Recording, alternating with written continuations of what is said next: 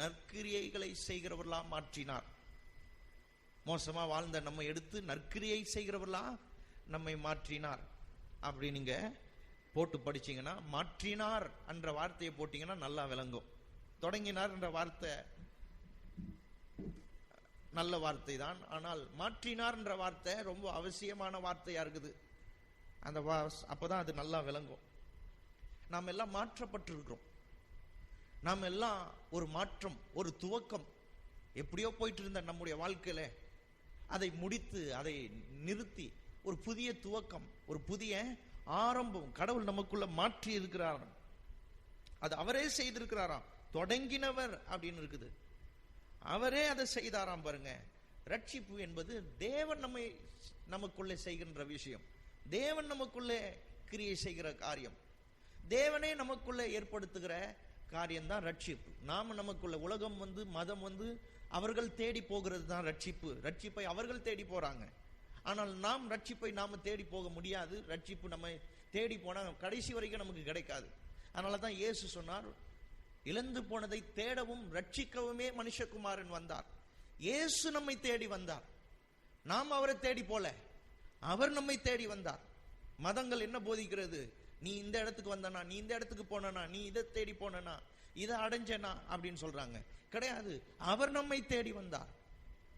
அவர் நமக்காக இந்த உலகத்துக்கு வந்தார். நாம் அவரை வாங்கன்னு கூப்பிடல, அவர் நம்மை தேடி வந்தார். நமக்கு அந்த ரட்சிப்பு எங்க கிடைக்குது, எப்படி கிடைக்குது, இந்த ரட்சிப்பு எப்படி நமக்கு உண்டாயிருக்குதுன்னு தெரியாம வாழ்ந்தோம். ஆனால் அவரே அந்த ரட்சிப்பை ஏற்படுத்தி, அவரே நமக்கு அந்த ரட்சிப்பை இன்றைக்கு நமக்கு சொந்தமாக்கி இருக்கிறார். ஆகவே இதெல்லாம் அவர் செய்த காரியம் பாருங்க. ஆனா போதனைகள் அப்படி இல்லையே. இன்னைக்கு என்ன போதிக்கிறாங்க? நீ என்ன செய்த, நீ என்ன பண்ண, உன் ரட்சிப்பை நீ காத்துக்கொள்ளு, ரட்சிப்பை நீ காத்துக்கொள்றாங்க. ரட்சிப்பே நம்ம காத்துக்கொள்றதுக்காக கொடுக்கப்பட்டது. ரட்சிப்பு நம்மை காக்கிறது. நீ உன் ரட்சிப்பை காத்துக்கொண்டியா அப்படிலாம் போதிக்கிறாங்க.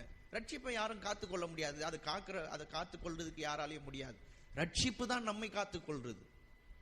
யாரெல்லாம் ரட்சிக்கப்பட்டிருக்கிறீர்களோ நீங்கள் காக்கப்பட்டிருக்கிறீர்கள். ரட்சிப்பின் மூலமா, அந்த மீட்பின் மூலமா, அந்த சிலுவையிலே சிந்தப்பட்ட ரத்தத்தின் மூலமா, அவர் உங்களுக்காக மரித்ததின் மூலமா நீங்கள் காக்கப்பட்டிருக்கிறீர்கள்.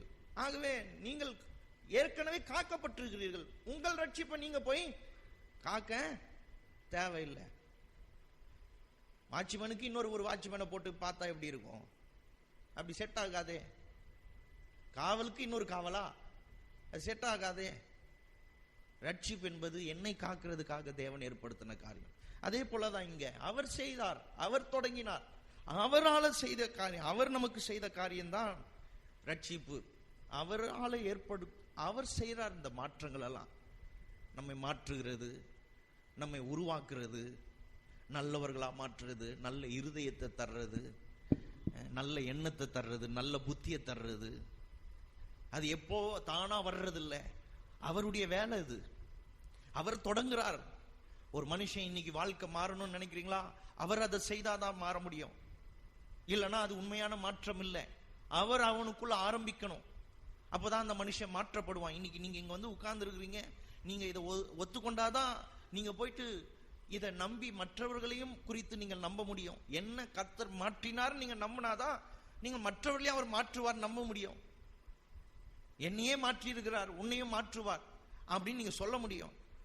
இல்லைங்க, எப்படியோ வாழ்ந்து இருந்தேன், திடீர்னு இந்த பக்கம் போனேன், இப்படியே வந்தேன், இப்பத்துல இருந்து ஒழுங்கா இருக்கிறேன், அப்படி கிடையாது. இது எனக்குள்ள ஒரு மாற்றம், எனக்குள்ளே தேவன் துவங்கினார், எனக்குள்ளே ஒரு வாழ்வை, ஒரு புது வாழ்வை துவங்கினார். எத்தனை பேர் அப்படி சொல்ல முடியும் உங்களை குறித்து? ஆமென். அதுதான் இங்க பவுல் வலியுறுத்துறார், தொடங்கினவர் அப்படின்னு. அந்த தொடங்கினார் என்ற வார்த்தையை தான் நாம பார்த்துட்டு வரோம். போன வாரத்தில் ஆரம்பிச்சோம். பிலிப்பியர் 2ஆம் அதிகாரம் 13வது வசனத்துல இப்படி வாசிக்கிறோம். கர்த்தர் என்ன பண்றாராம் பாருங்க. ஏனெனில் தேவனே தம்முடைய தயவுள்ள சித்தத்தின்படி விருப்பத்தையும் செய்கையும் உங்களில் உண்டாக்குகிறவராய் இருக்கிறார். அந்த வார்த்தையை கொஞ்சம் கவனிங்களேன். ஏனெனில் தேவனே, எல்லாம் சொல்லுங்க, தேவனே.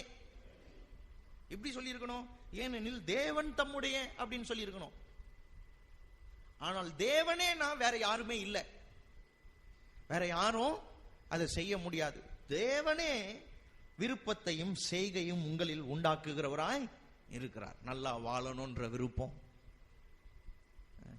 மனைவியை நேசிக்கணுன்ற விருப்பம், பரிசுத்தமா வாழணுன்ற விருப்பம், வெற்றி பெறணுன்ற விருப்பம் தேவனே உண்டாக்குறாராம் பாருங்க. அதனாலதான் பவுல் அந்த காரியத்துல உறுதியா இருக்கிறார். அவர் சொல்றாரு பாருங்க, அவர் தான் தொடங்கினவர், அவர் தான் அதை செய்ய முடியும்.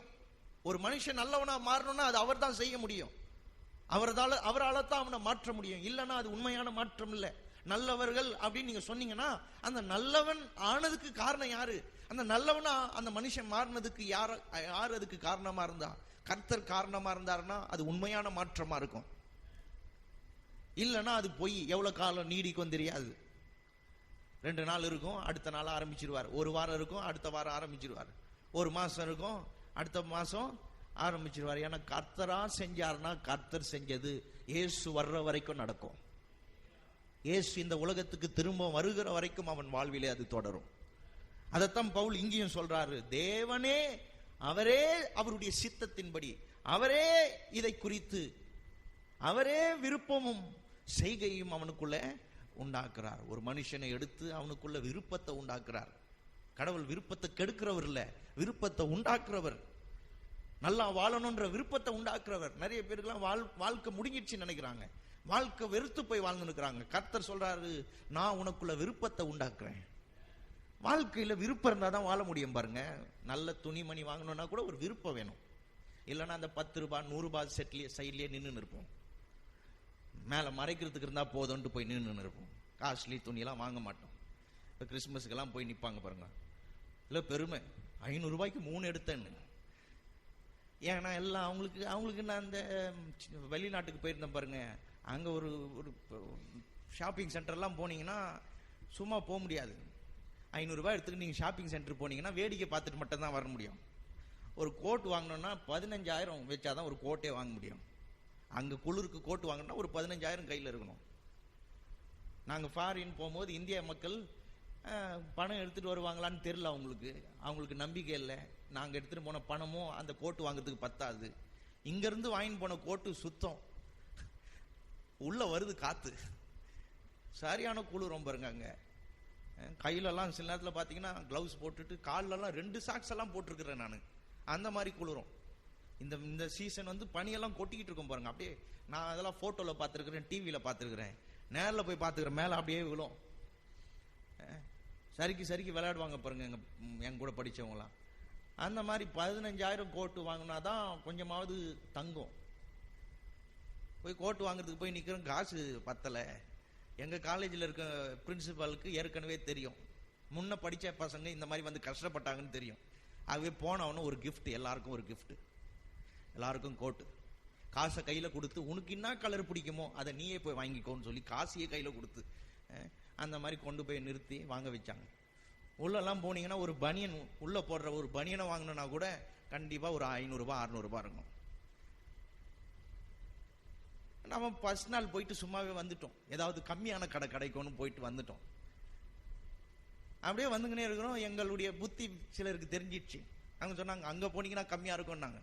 அங்கே போனால் வெறும் இந்தியர்கள் மட்டும் தான் இருக்கிறாங்க. பார்த்தா அது சைனா கடை, வெறும் இந்தியர்கள் தான் இருக்கிறாங்க. வெறும் ஆசியாவில் இருக்கிறவங்க மட்டும் தான் அங்கே இருக்கிறாங்க. ஃபாரினர்ஸ் யாரும் இல்லை. அந்த சைடில் இருக்கிற ஆட்கள், வெஸ்டர்ன் கண்ட்ரிஸ், அவங்கெல்லாம் யாரும் கிடையாது. இந்தியர்கள், பாகிஸ்தானியர்கள், ஸ்ரீலங்கா மக்கள் எல்லாம் அவங்க தான் அங்கே தான். ஏன்னா கம்மி விலையில் கிடைக்குது. விருப்பம், நல்லா வாழணுன்ற விருப்பம், கண்ணியமாக வாழணும்னு விருப்பம், உயர்ந்து வாழணுன்ற விருப்பம். பாருங்க, வேதம் சொல்லுது, நீ வாளாகாமல் தலையாவாய், நீ கீழாகாமல் மேலாவாய், சகல ஜனங்களுக்கு முன்பாக உன்னை மேன்மையாக வைப்பார்னு சொல்லுது. ஆசையை உண்டாக்குது பாருங்க. நல்லா வாழ முடியும் என்ற ஒரு ஆசையை வசனம் உண்டாக்குது, கர்த்தர் உண்டாக்குறார் பாருங்க. அது நம்ம வளர்ப்பு அப்படி, நம்ம வந்த பின்னணி அப்படி, நாம வழி வந்த பின்னணி அப்படி பாருங்க. நமக்கு அப்படிலாம் உண்டாக்கல. கஞ்சியை விரும்பி சாப்பிட்ற ஆட்கள் உண்டு தெரியுமா? தினமும் கஞ்சி சாப்பிட்ற ஆட்கள் உண்டு. அப்படின்னா அவங்களுக்கு நல்லா சாப்பிடணுன்ற விருப்பமே கிடையாது. நல்லா ஆக்கி சாப்பிடணும், நல்லா இருக்கணும், நல்லா வாழணும் அப்படிலாம் கிடையாது பாருங்க. திருமணம் பண்ணி நல்லா இருக்கணும், அதான் எண்ணெல்லாம் கிடையாது பாருங்க. நிறைய பேருக்கு ரொம்ப மட்டமான எண்ணங்கள். ஆகவே அவர்களால் அவங்க என்ன நினைச்சுக்கிறாங்க, கர்த்தர்கிட்ட போனா இன்னும் அந்த ஆசையை கெடுத்துருவார்னு நினைக்கிறாங்க. கிடையாது. வேதம் தெளிவா சொல்லுது, அவர் உங்களுக்குள்ள விருப்பத்தையும் செய்கையும் உண்டாக்குகிறவரா இருக்கிறார். நல்ல எண்ணங்களை உண்டாக்குறார். எப்படி எல்லாம் இருக்கலாம், எப்படி வாழ்ந்தா தலை நிமிர்ந்து வாழலாம், எப்படி வாழ்ந்தா அனுபவிக்கலாம், கடவுள் உண்டாக்குறாராம். இந்த கால வேளையில வாலிப பிள்ளைகளுக்கு நான் சொல்லுகிறேன், வாழ்க்கையை குறித்து உங்களுக்குள்ள இருக்கிற விருப்பம் ஒருவேளை தவறா கூட இருக்கலாம்.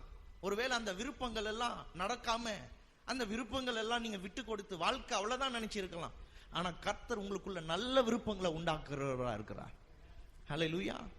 விருப்பங்களை உண்டாக்குகிறவரா இருக்கிறார். பக்கத்துல இருக்கவங்க பார்த்து சொல்லுங்க, கர்த்தர் உங்களுக்குள்ளே விருப்பங்களை உண்டாக்குகிறார். ஆமென். நல்ல விருப்பங்கள், நல்லா வாழணுன்ற விருப்பங்கள். மூன்றாவது நம்ம வாசிக்க போற பகுதி எதுன்னா யாக்கோபு. போன வாரம் அங்கதான் நிறுத்தணும், இன்னைக்கு இங்க இருந்து தொடருவோம். யாக்கோபு 1ஆம் அதிகாரம். இயேசுடைய சகோதரர் எழுதினது பாருங்க. புதிய ஏற்பாட்டில் எழுதின முதல் புத்தகமே இதுதான், மத்தேயு கிடையாது. புதிய ஏற்பாட்டில் எழுதின முதல் புஸ்தகமே இந்த யாக்கோபு தான். இந்த யாக்கோபு இயேசுவை விசுவாசிக்கல பாருங்க. இயேசு இருக்கும்போது விசுவாசிக்கல.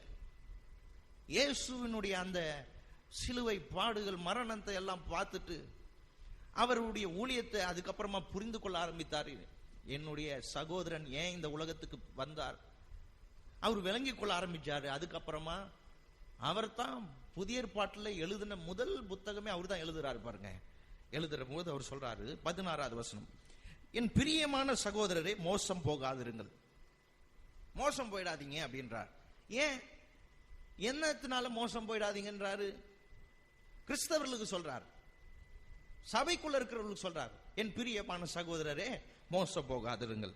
17, நன்மையான எந்த ஈவும் பூரணமான எந்த வரமும் பரத்திலிருந்து உண்டாகி சோதிகளின் பிதாவினிடத்திலிருந்து இறங்கி வருகிறது. எங்க இருந்து வருகிறதா? அந்த எந்த ஒரு நன்மையா இருக்கட்டும், எந்த ஒரு வரமா இருக்கட்டும், அதனால தான் அங்க பயன்படுத்தப்பட்டிருக்கிற வார்த்தையை பாருங்க. நன்மையான எந்த ஒரு விஷயமா இருக்கட்டும், அது அவரிடத்திலிருந்து தான் வருகிறது, பிசாசு கிட்ட இல்ல. அதனாலதான் சொல்றாரு மோசம் போகாதிருங்கள். பிசாசு ஒரு மனுஷனுக்கு நல்லதை செய்யறான் அப்படின்னா கர்த்தர் தேவையில்லையே. பிசாசுக்கு பிரியமா வாழ்ந்து அவனை செஞ்சிட்டு போயிட்டு இருப்பானே. ஆனா அவன் அதை செய்யறது இல்லை. இயேசு சொன்னார், அவன் திருடவும் கொல்லவும் அழிக்கவும் வருகிறானே அன்றி வேறொன்றுக்கும் வரான். அதனாலதான் இன்னைக்கு நிறைய பேர் என்ன நினைச்சுக்கிறாங்க, பிசாசு தந்தாம் போல இருக்குது, பிசாசு அவங்களுக்கு செய்யறான் போல இருக்குது. பிசாசு எதையும் சிருஷ்டிக்கவில்லை, பிசாசு எதையும் உண்டாக்கவில்லை. பிசாசுடைய வேலை தருகிற வேலை இல்ல, பிசாசுடைய வேலை திருடுற வேலை. அவனை இயேசு திருடன்னே சொல்றாரு, அவனை இயேசு பொய்யனே சொல்றார். அவன் திருடவும் பொய் சொல்லவும் அழிக்கவும் கொல்லவும் இதுதான் அவனுடைய பிரதான வேலையாவே இருக்குது. வேற ஒன்றுக்கும் வரானா அவனுக்கு எடுக்கிற வேலை தவிர வேற கொடுக்கிற வேலைலாம் கிடையாது. ஆனால் வேதம் சொல்லுது, ஒரு பிதா பரலோகத்தில் இருக்கிறாராம், அவர் இடத்திலிருந்து நன்மையான எந்த ஒரு காரியமும் வருகிறதா, பூரணமான காரியங்கள் அவரிடத்துல இருந்தா வருதான், நன்மையானதெல்லாம் அவரிடத்துல இருந்தா வருதான் பாருங்க. சொல்றாரு மோசம் போகாதுங்க. பக்கத்துல இருக்கவங்க பார்த்து சொல்லுங்க, மோசம் போயிடாதீங்க. ஏன் அப்படி சொல்றாரு? இன்னைக்கு நிறைய பேர் பிசாசு எதை பண்றான் அதை பண்றான். நான் கூட ரொம்ப காலமா நினைச்சிட்டு இருந்தேன், ஒரு மனுஷன் நல்லா இருக்கிறதுக்கு, அதுவும் துன்மார்க்கமா வாழ்ற ஒரு மனுஷன் நல்லா இருக்கிறான்னா அவனுக்கு கர்த்தர் ஏதோ பிசாசு ஏதோ கொடுத்து வச்சிருக்கிறான். பிசாசு கொடுக்கல, கர்த்தருடைய கிருபை அவனுக்கு அதெல்லாம் கொடுத்து வச்சிருக்குது. ஒரு நாள் அவன் மனம் திரும்புவான், கர்த்தர் எனக்கு இவ்வளத்தெல்லாம் கொடுத்தாரே, நன்றி இல்லாம வாழ்ந்துட்டேனே அப்படின்னு மனம் திரும்புவான், புத்தி வரும். அதுக்காகத்தான் கர்த்தர் அதெல்லாம் ஏற்படுத்தி வச்சிருக்கிறார், அதுக்காகத்தான் துன்மார்க்கனுக்கு கொடுக்கிறார். நீங்க அதை கேட்டீங்கன்னா எனக்கு அதுக்கு பதில் சொல்ல தெரியாது. ஆனா கர்த்தர் அவனுக்கு தாம் நல்லவர் என்பதை காட்டி தமக்கு நேராக அவனுக்கு வர மனம் திரும்ப வைக்கிறதுக்காகத்தான் அதெல்லாம் பண்ணிட்டு இருக்கிறார். அப்போ நன்மையானதும் பூரணமானதும் அவரிடத்திலிருந்து வருகிறது. பாருங்க, வாசிக்கிறேன், 17 வாசிக்கிறேன். நன்மையான எந்த ஈவும் பூரணமான எந்த வரமும் பரத்திலிருந்து உண்டாகி சோதிகளின் பிதாவினிடத்திலிருந்து இறங்கி வருகிறது. அவரிடத்தில் யாதொரு மாறுதலும் யாதொரு வேற்றுமை நிழலும் இல்லை. அவரிடத்தில் இல்லையா, அவரிடத்துல அதை செய்யறதை தவிர வேற எந்த மாற்றமும் இல்லை. அது மாத்திரம்தான் அவர்கிட்ட இருக்குது, நன்மை மாத்திரம்தான் அவர்கிட்ட இருக்குது. நாளைக்கு மாறுவாரா? கிடையாது. அவர் நேற்றும் இன்றும் என்றும் மாறாதவரா இருக்கிறார். அவர் வேற ஒரு மனுஷனுக்கு மாறுவாரா? கிடையாது. அவர் சூழ்நிலைகளாலேயோ ஒரு மனுஷனுடைய நடக்கையினாலேயோ அவர் மாறுவாரா? மாற மாட்டார். அவரிடத்தில் மாற்றத்தின் நிழல் கூட இல்லை. அவருடைய நிழல் கூட அவரை குறித்து பொய் சொல்லாது. அவர் நிழல் கூட அவரிடத்துல மாற்றங்களை காட்டாது. ஏன்னா அவர் மாறாத தேவனா இருக்கிறார். அடுத்து பாருங்க, அப்படியே சொல்றார் 18. அவர் சித்தம் கொண்டு தம்முடைய சிருஷ்டிகளில் நாம் முதற் பலன்கள் ஆவதற்கு நம்மை சத்திய வசனத்தினாலே ஜனிப்பித்தார். அவர் சித்தம் கொண்டு, அவருடைய ஆசையாம் பாருங்க, நம்மை ஜனிப்பித்தார்னா ஒரு மறுபடியும் பிறந்தது, புதிதான ஒரு வாழ்க்கையை குறிக்கிறது. கிறிஸ்தவ ஜீவியத்தை அவர் சொல்றார். அவர் சித்தம் கொண்டு, எல்லாம் சொல்லுங்க, அவர் சித்தம் கொண்டு, அவர் ஆசைப்பட்டு சிருஷ்டிகளில், அவருடைய சிருஷ்டிகளில் முதற் பலன்கள் ஆவதற்கு, மற்ற சிருஷ்டிகளுக்கெல்லாம் அதுக்கப்புறம் தான் மீட்பு. முதல்ல நம்மை மீட்டுக் கொண்டார். ஃபர்ஸ்ட் நம்மை மீட்டுக் கொண்டார். நம்மை மீட்டுக் கொள்ள சத்திய வசனத்தினாலே அந்த வசனத்தை கேட்க பண்ணி நம்மை ஜனிப்பித்தார். அவர் சித்தம் கொண்டு இதை செய்தார். ஆகவே ஒரு மனுஷனை ஜனிப்பிக்கிறது, ஒரு மனுஷனை மறுபடியும் பிறக்க வைக்கிறது, ஒரு மனுஷனை ஒரு புதிய வாழ்க்கையை ஆரம்பிக்க வைக்கிறது கர்த்தர் சித்தம் கொண்டு செய்கிறாராம். கர்த்தர் செய்கிறாராம். ஒரு மனுஷனுக்குள்ள புது வாழ்வை துவங்கிறது அவர் சித்தம் கொண்டு. அந்த வார்த்தை தான் ரொம்ப முக்கியம். ஒரு மனுஷன் மறுபடியும் வாழணும், மறுபடியும் ஒரு நல்ல வாழ்க்கையை வாழணும், புதிய வாழ்க்கையை வாழணும், ஒரு நல்ல கிறிஸ்தவ ஜீவியத்தை வாழணும்னா அது அவர் சித்தம் கொண்டு செய்கிறார். அவர் செய்கிறார். அதனால தான் கர்த்தரிடத்துல வரணும். கோயிலுக்கு வந்து ஏதோ ஒரு போதகர்கிட்ட வந்து அப்படி வர்றது இல்லை, அவரிடத்துல வரணும். ஏன்னா அவருடைய சித்தம் தான் நம்மை மாற்றுகிறது.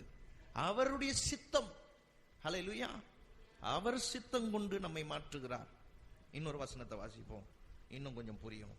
அவருடைய சித்தம் இதையெல்லாம் செய்கிறது.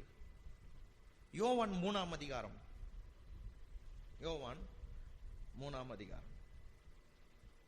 கோயில்ல உட்கார்ந்துட்டு என்ன யோசித்துன்னு இருக்கிறீங்க? யோவான் 3ஆம் அதிகாரம்.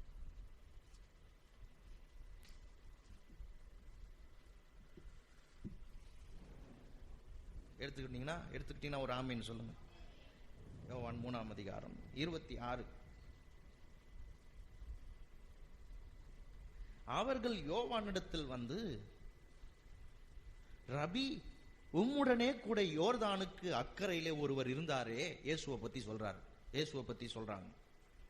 இயேசுவினுடைய சீஷர்கள் வந்து யோவானுக்கு கிட்ட சொல்றாங்க.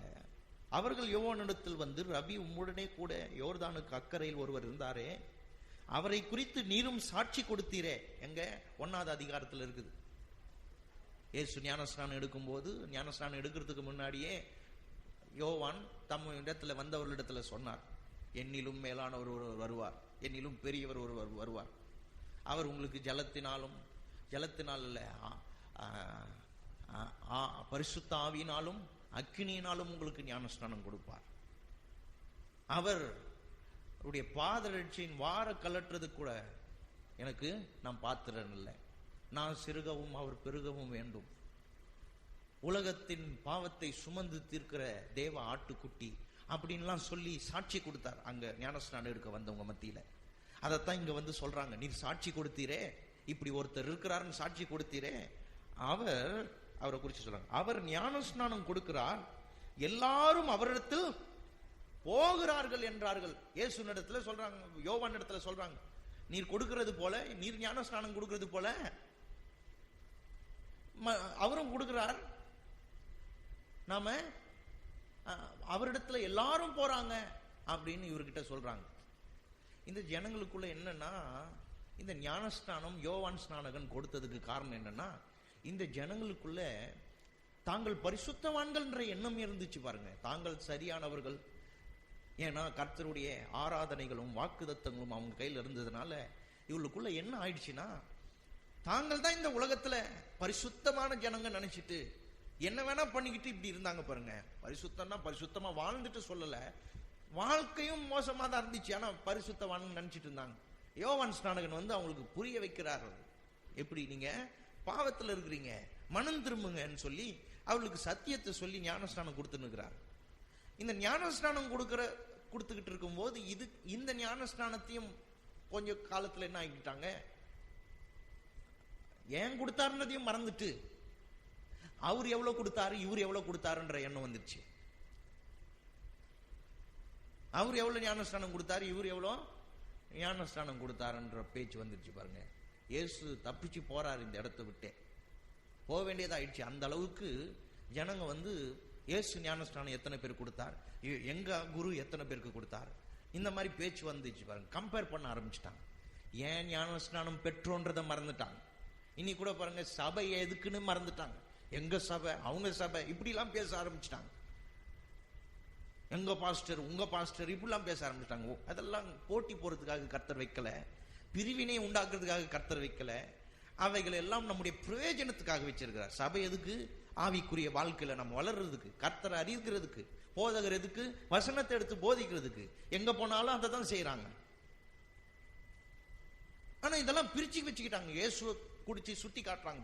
உண்மை விட அவர் ஞானஸ்நானம் அதிகமா கொடுக்கிறாராம், அவர்கிட்ட நிறைய பேர் போறாங்களாம், இவரை தூண்டி விடுறது. அப்ப பாருங்க அவர் சொல்றார் 27, யோவான் பிரதியுத்தரமாக, பரலோகத்திலிருந்து ஒருவனுக்கு கொடுக்கப்பட்டால் ஒழிய அவன் ஒன்றையும் பெற்றுக்கொள்ள மாட்டான். யோவான் சொல்றாரு, இந்த மாதிரி ஒரு ஊழியத்தை செய்யணும்னா, இந்த மாதிரி மற்றவர்களுக்கு ஞானஸ்நானம், இயேசு யாருக்கும் ஞானஸ்நானம் கொடுக்கல, இயேசுடைய சீஷர்கள் தான் கொடுத்தாங்க. இயேசு ஒருவருக்கும் ஞானஸ்நானம் கொடுக்கல. கடைசியில யாருக்கு ஞானஸ்நானம் கொடுத்தாரோ, யார் வயிற்றுல பிறந்தாரோ அவங்களையே பேச ஆரம்பிச்சிட்டாங்க. யார் வயிற்றுல பிறந்தாரோ அவங்களையே தூக்கி உயர்த்தி பேச ஆரம்பிச்சிட்டாங்க. கூட சுத்திட்டு இருந்த சீஷர்களை உயர்த்தி பேச ஆரம்பிச்சிட்டாங்க. நிறைய பேர் இயேசுவை மறந்துட்டு சீஷர்களை நினைக்க ஆரம்பிச்சிட்டாங்க. நிறைய திருச்சபைகள் எல்லாம் அந்த இயேசுவை பிரசங்கம் பண்றாங்களோ இல்லையோ, அந்த சீஷர்களுடைய பேர்ல சபை ஆரம்பிச்சு அதை பெருமையா பேசுற இடங்கள்லாம் நிறைய உண்டு. அப்படிலாம் இருக்குது. பெத்த தாயை இயேசுவை மறந்துட்டு பெத்த தாயை பிடிச்சிக்கிட்டாங்க, இயேசுவை மறந்துட்டு கூட இருந்த சீஷர்ல பிடிச்சிக்கிட்டாங்க.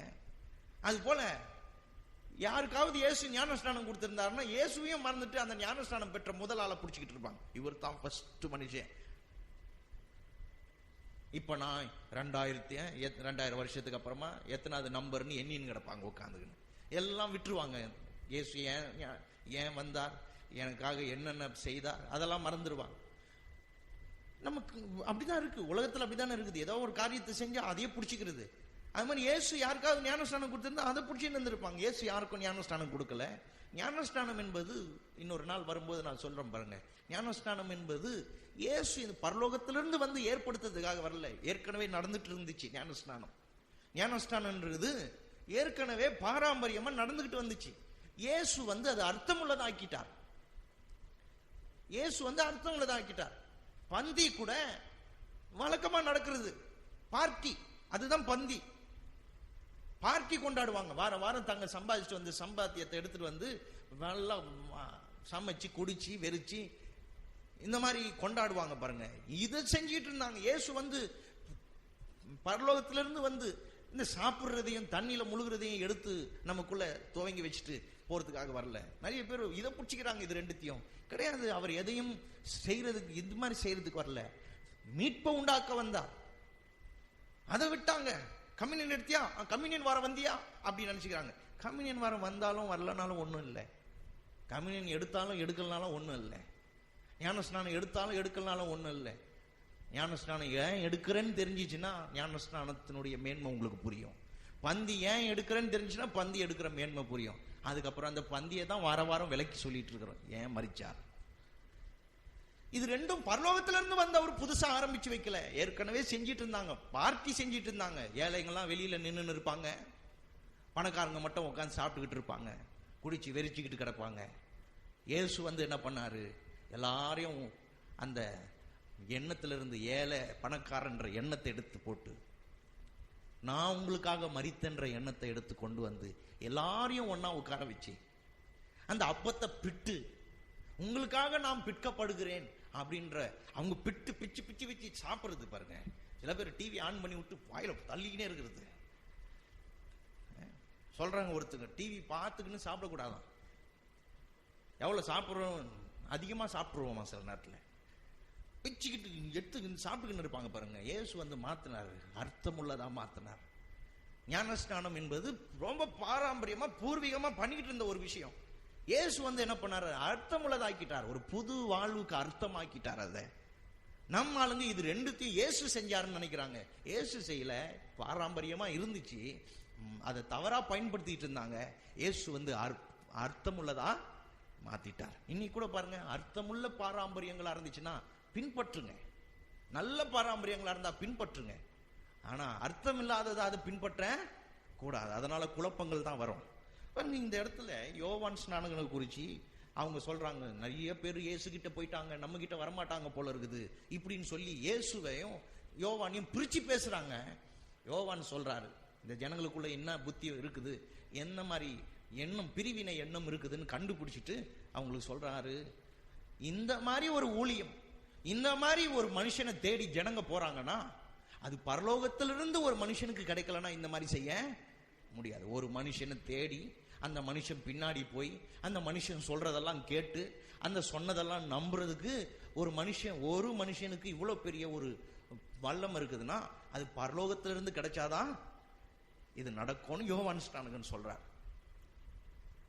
இது சத்தியம் பாருங்க, கர்த்தர் செய்தாதான் இது மாதிரிலாம் நடக்கும்.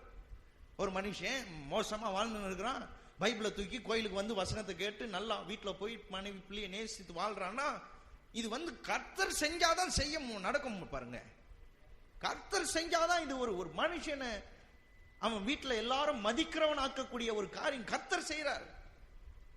இயேசுவை ஏழை குடும்பத்துல ஒரு மாட்டு தொழுவத்துல பிறந்தவரை தேடி இத்தனை கூட்டம் வருதுன்னா கர்த்தர் அவருக்குள்ள வச்சிருந்த அந்த மகிமை, கர்த்தர் அவருக்குள்ள வச்சிருந்த அந்த கிருபை, அதை காணுவதற்காக வந்தவர்கள் அவர்கள் எல்லாம். அதேதான் இன்னைக்கு நாம மாற்றப்படணும்னா அது தேவன் அருளினாதான் அதை செய்ய முடியும். அது மாறும் பாருங்க. அதைத்தான் திரும்ப வாசிக்கிறோம் பாருங்க, கவனிங்க. 27வது வசனம். யோவான் பிரதியுத்தரமாக, பரலோகத்திலிருந்து ஒருவனுக்கு கொடுக்கப்பட்டால் ஒழிய அவன் ஒன்றையும் பெற்றுக்கொள்ள மாட்டான். பரலோகத்திலிருந்து கிடைக்கலனா அவனுக்கு இந்த மாதிரி வாழ்வு கிடைக்கவே கிடைக்காது. தேவன் இந்த மாதிரி செஞ்சாதான் அது நடக்கும்ன்றார். இன்னொரு வசனத்தை வாசிப்போம். எபிரேயர் 5ஆம் அதிகாரம். எபிரேயர் 5ஆம் அதிகாரம்.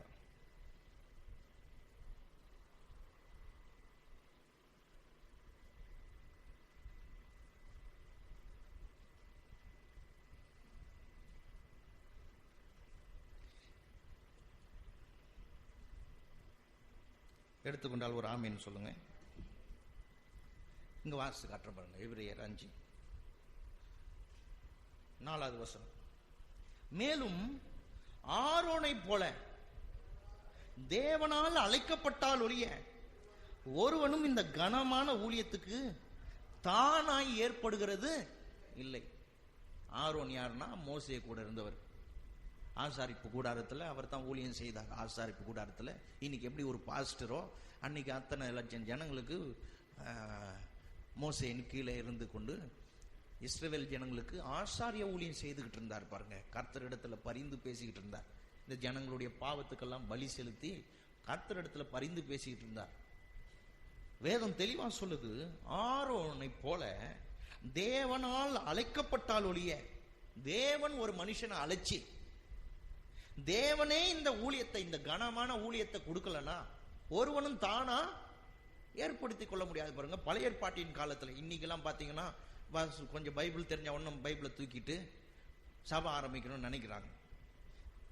இன்னைக்கு இப்போ சில பேர் அழைக்கப்பட்டிருக்கிறாங்க. இப்போ நான்லாம் பாருங்க ஊழியத்தில் எனக்கு விருப்பமே கிடையாது.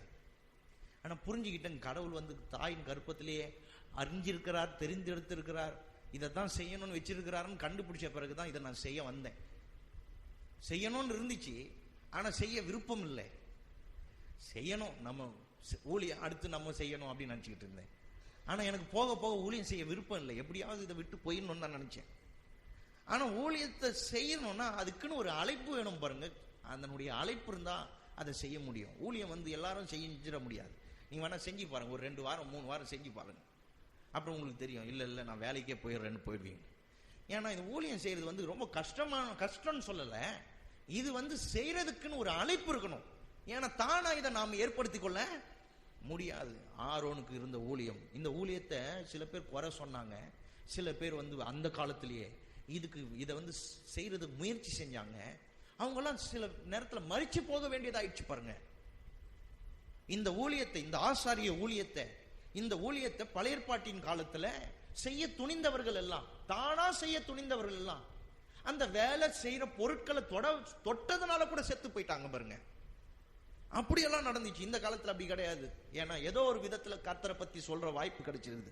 அதனால இப்ப யாரு தூக்கிட்டு போனாலும் தப்பு இல்லை, யாரு பைபிளை தூக்கிட்டு போனாலும் தப்பு இல்லை. அவங்க மேல கோவப்படக்கூடாது, அவங்க மேல வருத்தப்படக்கூடாது. நான் கூட நினைச்சேன், என்ன இந்த மாதிரிலாம் பண்றாங்களேன்னு. இல்ல, ஏதோ ஒரு விதத்துல ஊழியம் நடக்குதே, கர்த்தரை பத்தி சொல்லப்படுகிறதே, அந்த மாதிரி தான் நம்ம ஏற்றுக்கொள்ளணும். யார் இன்னைக்கு பைபிளை தூக்கிட்டு போனாலும் ஏதோ ஒரு விதத்துல சுவிசேஷம் சொல்லப்படுது, நல்லது.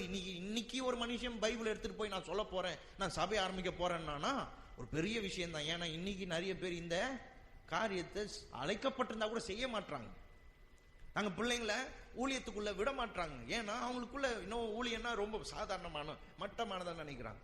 ஆனா இன்னைக்கு யாராவது பைபிளை தூக்கிட்டு போய் நான் சத்தியத்தை சொல்ல போறேன், சுவிசேஷம் சொல்ல போறேன்னா பெருமைப்படுற விஷயம் தான். ஏன்னா அந்த மனுஷனுக்குள்ள இப்படிப்பட்ட ஒரு ஆசை இருக்குதே, அந்த ஆசையாவது செய்யட்டும் அப்படின்னு விடலாம். ஆனா வேதம் தெளிவா சொல்லுது, அழைக்கப்படாம இந்த ஊழியத்தை தானா செய்ய முடியாது. இத கூட இங்க வார்த்தையை பாருங்க 5:4. மேலும் ஆரோனை போல தேவனால் அழைக்கப்பட்டால் ஒழிய, என்னமா கர்த்தர் அழைக்காம இந்த வேலையை செய்ய முடியாது. எல்லாம் சொல்லுங்க, கர்த்தர் அழைக்காமல் இதை செய்ய முடியாது. கர்த்தர் அழைக்காம இதை செய்ய முடியாது. நான் உங்களுக்கு என்ன காட்டிட்டு வரேன்னா, தொடங்கினவர் என்ற வார்த்தையை உங்களுக்கு காட்டிட்டு இருக்கிறேன். கர்த்தர் ஈடுபடாம, கர்த்தர் செய்யாம ஒரு மனுஷன் மாற முடியாது, ஒரு மனுஷன் நல்லவனாக முடியாது. கர்த்தர் செய்யணும். அதைத்தான் இங்க வாசிக்கிறோம். ஆரோன்ற ஒரு மனுஷனை கர்த்தர் அழைத்து அவனுக்கு கனமான ஊழியத்தை கொடுத்தார். தானா அதை அவன் ஏற்படுத்திக்க முடியாதான் பாருங்க. ஊழியம் என்பது தானா ஏற்படுத்திக் கொள்ளுகிற ஒன்று இல்லை, கர்த்தர் செய்யணும். இன்னொரு வசனத்தை வாசித்து காட்டுறேன். 2 கொரிந்தியர்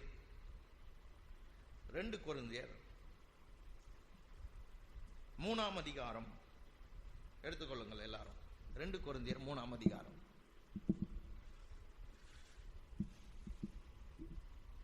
இந்த கொரிந்திய மக்கள் யாருன்னா, பவுலுடைய ஊழியத்தை குறை சொன்னவர்கள். பவுலுடைய ஊழியத்தை கொஸ்டின் பண்ணாங்க. இதை நீர் தான் செய்றீரா, இல்ல கர்த்தர் உம்மை செய்ய வச்சாரா, இந்த மாதிரி போதனைகள் எல்லாம். ஏன்னா கிருபையை பத்தி அவர் போதிக்கிறது அவங்களுக்கு பிடிக்கல. தேவன் எவ்வளவு கிருபை உள்ளவர், கிருபை கிருபை கிருபை கிருபைன்னு திரும்ப திரும்ப சொல்றாரு பாருங்க. கிருபையை பத்தி பேசினா நிறைய பேருக்கு பிடிக்காது. கிருபை உள்ளவர்ன்ற போதிக்கிறாரே அது அவங்களுக்கு பிடிக்கல. ஆகவே அவங்கள குறை சொல்றாங்க, பவுலை குறை சொல்றாங்க. இப்ப பவுல் அவங்களுக்கு சுவிசேஷத்தை பத்தி எழுதுறார், வேதத்தின் சில உபதேசங்கள் எழுதுறார், சத்தியங்கள் எழுதுறார், சபை எப்படி இருக்கணும்ன்ற சில காரியங்களை குறித்து, சபையை குறித்து, சபை எப்படி இருக்கிறது என்பதை குறித்து, எப்படி உருவாகுது, எப்படி அது நடக்கணும் அப்படின்றதெல்லாம் எடுத்து சொல்றார். நிறைய விஷயத்தை சொல்றார். இன்னொன்னையும் சொல்ல வேண்டியதா இருந்துச்சு. அது என்னன்னா, தான் ஏன் இதை செய்யறேன் அப்படின்றதையும் சொல்ல வேண்டியதா இருந்துச்சு பாருங்க. 3ஆம் அதிகாரம் 5வது வசனம் பாருங்க. எங்களால் ஏதாகிலும் ஆகும் என்பதை போல ஒன்றை யோசிக்கிறதற்கு நாங்கள் எங்களாலே தகுதியானவர்கள் அல்ல, எங்களுடைய தகுதி தேவனால் உண்டாயிருக்கிறது சொல்றாரு. இன்னைக்கு நான் அப்போஸ்தலன் பாருங்க, அவருக்கு வழக்காரனா இருந்தார். அதனால தான் அவரை கம்பேர் பண்ணி பாக்குறாங்க. அவர் இந்த மாதிரிலாம் எப்படி செய்யலாம், மோசமா இருந்தாரு. அப்போஸ்தலர் 9ஆம் அதிகாரத்துல இந்த காரியம் இருக்குது. இயேசு அவரை சந்திக்கிறார், வழியில போயின்னு இருக்கிறார், கொலை பண்றதுக்கு, கிறிஸ்தவர்களை சங்கரிக்கிறதுக்காக முயற்சி செஞ்சுக்கிட்டு போயிட்டு இருக்கிறார் பாருங்க. கர்த்தர் அவரை வழியில சந்திக்கும் போது கர்த்தர் சொல்றாரு, நீ போ, அனனியான்னு ஒருத்தர் இருப்பாரு, இவர் கேட்பார் கர்த்தர்கிட்ட, நான் என்ன செய்யணும் ஆண்டவரேன்னு. இப்ப கர்த்தர் சொல்வாரு, நீ போ, அங்க உனக்கு ஒரு ஊழியக்காரன் ஆயத்தமா வச்சிருக்கிற, அனனியான்னு ஒரு ஊழியக்காரனை, நீ போய் அவங்க கிட்ட கேளு, உனக்கு அவர் எல்லாத்தையும் சொல்லுவார்னு சொல்லி அனுப்பி வைக்கிறார். போனவர் இந்த பவுல் போறதுக்கு முன்னாடியே கர்த்தர் அனனியா கிட்ட சொல்றாரு, இந்த மாதிரி ஒரு மனுஷன் வரான் அப்படின்ன உடனே அனனியா கர்த்தர் கிட்ட சொல்லுவார், ஆண்டவரே இந்த மனுஷனா? இந்த மனுஷன் எல்லாரையும் கொலை பண்ணவனாச்சே, இந்த மனுஷன் இந்த மார்க்கத்துக்கு விரோதமா இருந்தவனாச்சே, இந்த மனுஷனுக்கு ஊழியத்தை கொடுத்திருக்கிறீர் அப்படின்னு கர்த்தர்கிட்ட கேட்பார். ஒரு கர்த்தர் சொல்லுவார், இல்ல இந்த மனுஷனுக்கு என்னென்ன செய்யணும், இவனை நான் எப்படிலாம் ஊழியத்துல நடத்த போறேன்றத நான் அவனுக்கு புரிய வைப்பேன் அப்படின்னு சொல்லி கர்த்தர் அனனியா கிட்ட சொல்றாரு. அக்செப்ட் பண்ணிக்கோ, ஏற்றுக்கொள். மோசமான மனுஷன்தான், ஆனா நான் அவனை ஏற்றுக்கொண்டது போல நீ ஏற்றுக்கொள் அப்படின்னு சொல்லி அவங்க கிட்ட அனனியா கிட்ட சொல்வார். அது போல இந்த கொரிந்திய சபை மக்கள் கூட பவுல சந்தேகிக்கிறாங்க. இந்த தகுதியை யார் கொடுத்தது? இந்த ஊழியத்தை உமக்கு யார் கொடுத்தது? இதை செய்யறது உமக்கு யார் சொல்லி கொடுத்தது? இந்த மாதிரிலாம் சொல்றாங்க பாருங்க. 2 கொரிந்தியர்ல சில தன்னை அவர் பாதுகாக்க வேண்டிய அளவுக்கு அவர் சொல்ல வேண்டியதா இருந்துச்சு பாருங்க. இந்த ஜனங்க அவர் கிண்டி விடுறாங்க. எப்படி நீர் எங்களுக்கு அறிவுரை சொல்லலாம், நீர் எப்படி எங்களுக்கு இதை சொல்லலாம் அப்படின்றாங்க பாருங்க. அதனாலதான் இவர் எழுதுறார், இந்த தகுதியை தேவன் எனக்கு கொடுத்தார், தேவனே இந்த தகுதி எனக்கு கொடுத்தார் பாருங்க. இந்த ஊழியமும் அப்படிதான், வாழ்க்கையும் அப்படிதான் பாருங்க. அப்பான்ற ஸ்தானத்தை கர்த்தர் கொடுக்கிறார், மனைவின்ற ஸ்தானத்தை கர்த்தர் கொடுக்கிறார், அம்மான்ற ஸ்தானத்தை கர்த்தர் கொடுக்கிறார். ஒரு அம்மா சொல்லுது, நான் பிள்ளைய பெத்தது என்ன மலடின்னு சொல்லக்கூடாதுன்றதுக்கு தான் அப்படின்னு, எனக்கு அந்த பேர் கிடைக்க கூடாதுன்னு தான் நான் பிள்ளைய பெத்தேன். இதுக்கா பிள்ளைய பெத்தேன்? ப்ரூவ் பண்றதுக்கா, நிரூபிக்கிறதுக்கா பிள்ளைய பெத்தேன்? பிள்ளைய பெக்கிறதுக்கு வேதத்துல வேற நோக்கம் இருக்குதே. பிள்ளையை ஏன் நாம பெற்று எடுக்கிறோம், அது ஏன் வளர்க்கணும், ஏன் அந்த பிள்ளைக்காக நாம வாழணும்ன்ற வேற நோக்கம் இருக்குதே. நான் யாருன்னு நிரூபிக்கிறதுக்காகத்தான் நாம் கர்ப்பமானேன்னு சொல்லுது. அப்போ உங்களுக்கு என்ன புரிய வைப்பீங்க? இவங்க வேற ஐடியால இருக்கிறாங்க. கர்த்தர் தரார் அப்பான்ற ஸ்தானத்தை, அம்மான்ற ஸ்தானத்தை, பெற்றோர்ன்ற ஸ்தானத்தை கர்த்தர் கொடுக்கிறார் பாருங்க. ஊழியன்ற தகுதியை கர்த்தர் கொடுக்கிறார். அந்த தகுதியை, ஊழியன்ற தகுதியை கர்த்தர் கொடுக்கலாம், அதை செய்ய முடியாது. அதைத்தான் சொல்றார். அவரே இந்த தகுதியை வாசிக்கிறேன், கவனிங்க. எங்களால் ஏதாகிலும் ஆகும் என்பதை ஆகும் என்பது போல ஒன்றை யோசிக்கிறதுக்கு நாங்கள் எங்களாலே தகுதியானவர்கள் அல்ல சொல்றார். நாங்களே இந்த தகுதியை ஏற்படுத்திக்கல. எங்களுடைய தகுதி தேவனால் உண்டாயிருக்கிறது. 7வது வசனம், 6வது வசனம். புது உடன்படிக்கையின் ஊழியக்காரராய் இருக்கும்படி அவரே எங்களை தகுதி உள்ளவர்களா ஆக்கினார். அவரே தகுதியை தரார், அவரே தகுதி உள்ளவர்களா ஆக்குகிறார். ஹல்லேலூயா. எத்தனை பேர் கேட்குறீங்க? அவரே செய்கிறார். அதைத்தான் நான் உங்களுக்கு வாசித்து காட்டிக்கிட்டே இருக்கிறேன். அவரே செய்கிறார், அவரால் தான் இது நடக்கும், அவரால் தான் ஒரு மனுஷன் மாறுறான், அவரால் உண்டாகாம இது நடக்கவே நடக்காது. அதனாலதான் கர்த்தரை நாம் சார்ந்திருக்க வேண்டும். ஏன் கர்த்தரை நான் சார்ந்திருக்கணும்? கர்த்தரை நான் ஏன் தேடணும்? அவரால் தான் அது நடக்குது, அவரால் தான் நன்மைகள் கிடைக்குது, அவரால் தான் ஒரு மனுஷன் தகுதி உள்ளவன் ஆகுறான், அவரால் தான் ஒரு மனுஷன் வாழ்க்கை மாற்றப்படுறான், நல்லவன் ஆகுறது அவரால. ஹல்லேலூயா. இன்னொரு வசனத்தை வாசிக்கலாம். யோவான் 6ஆம் அதிகாரம்.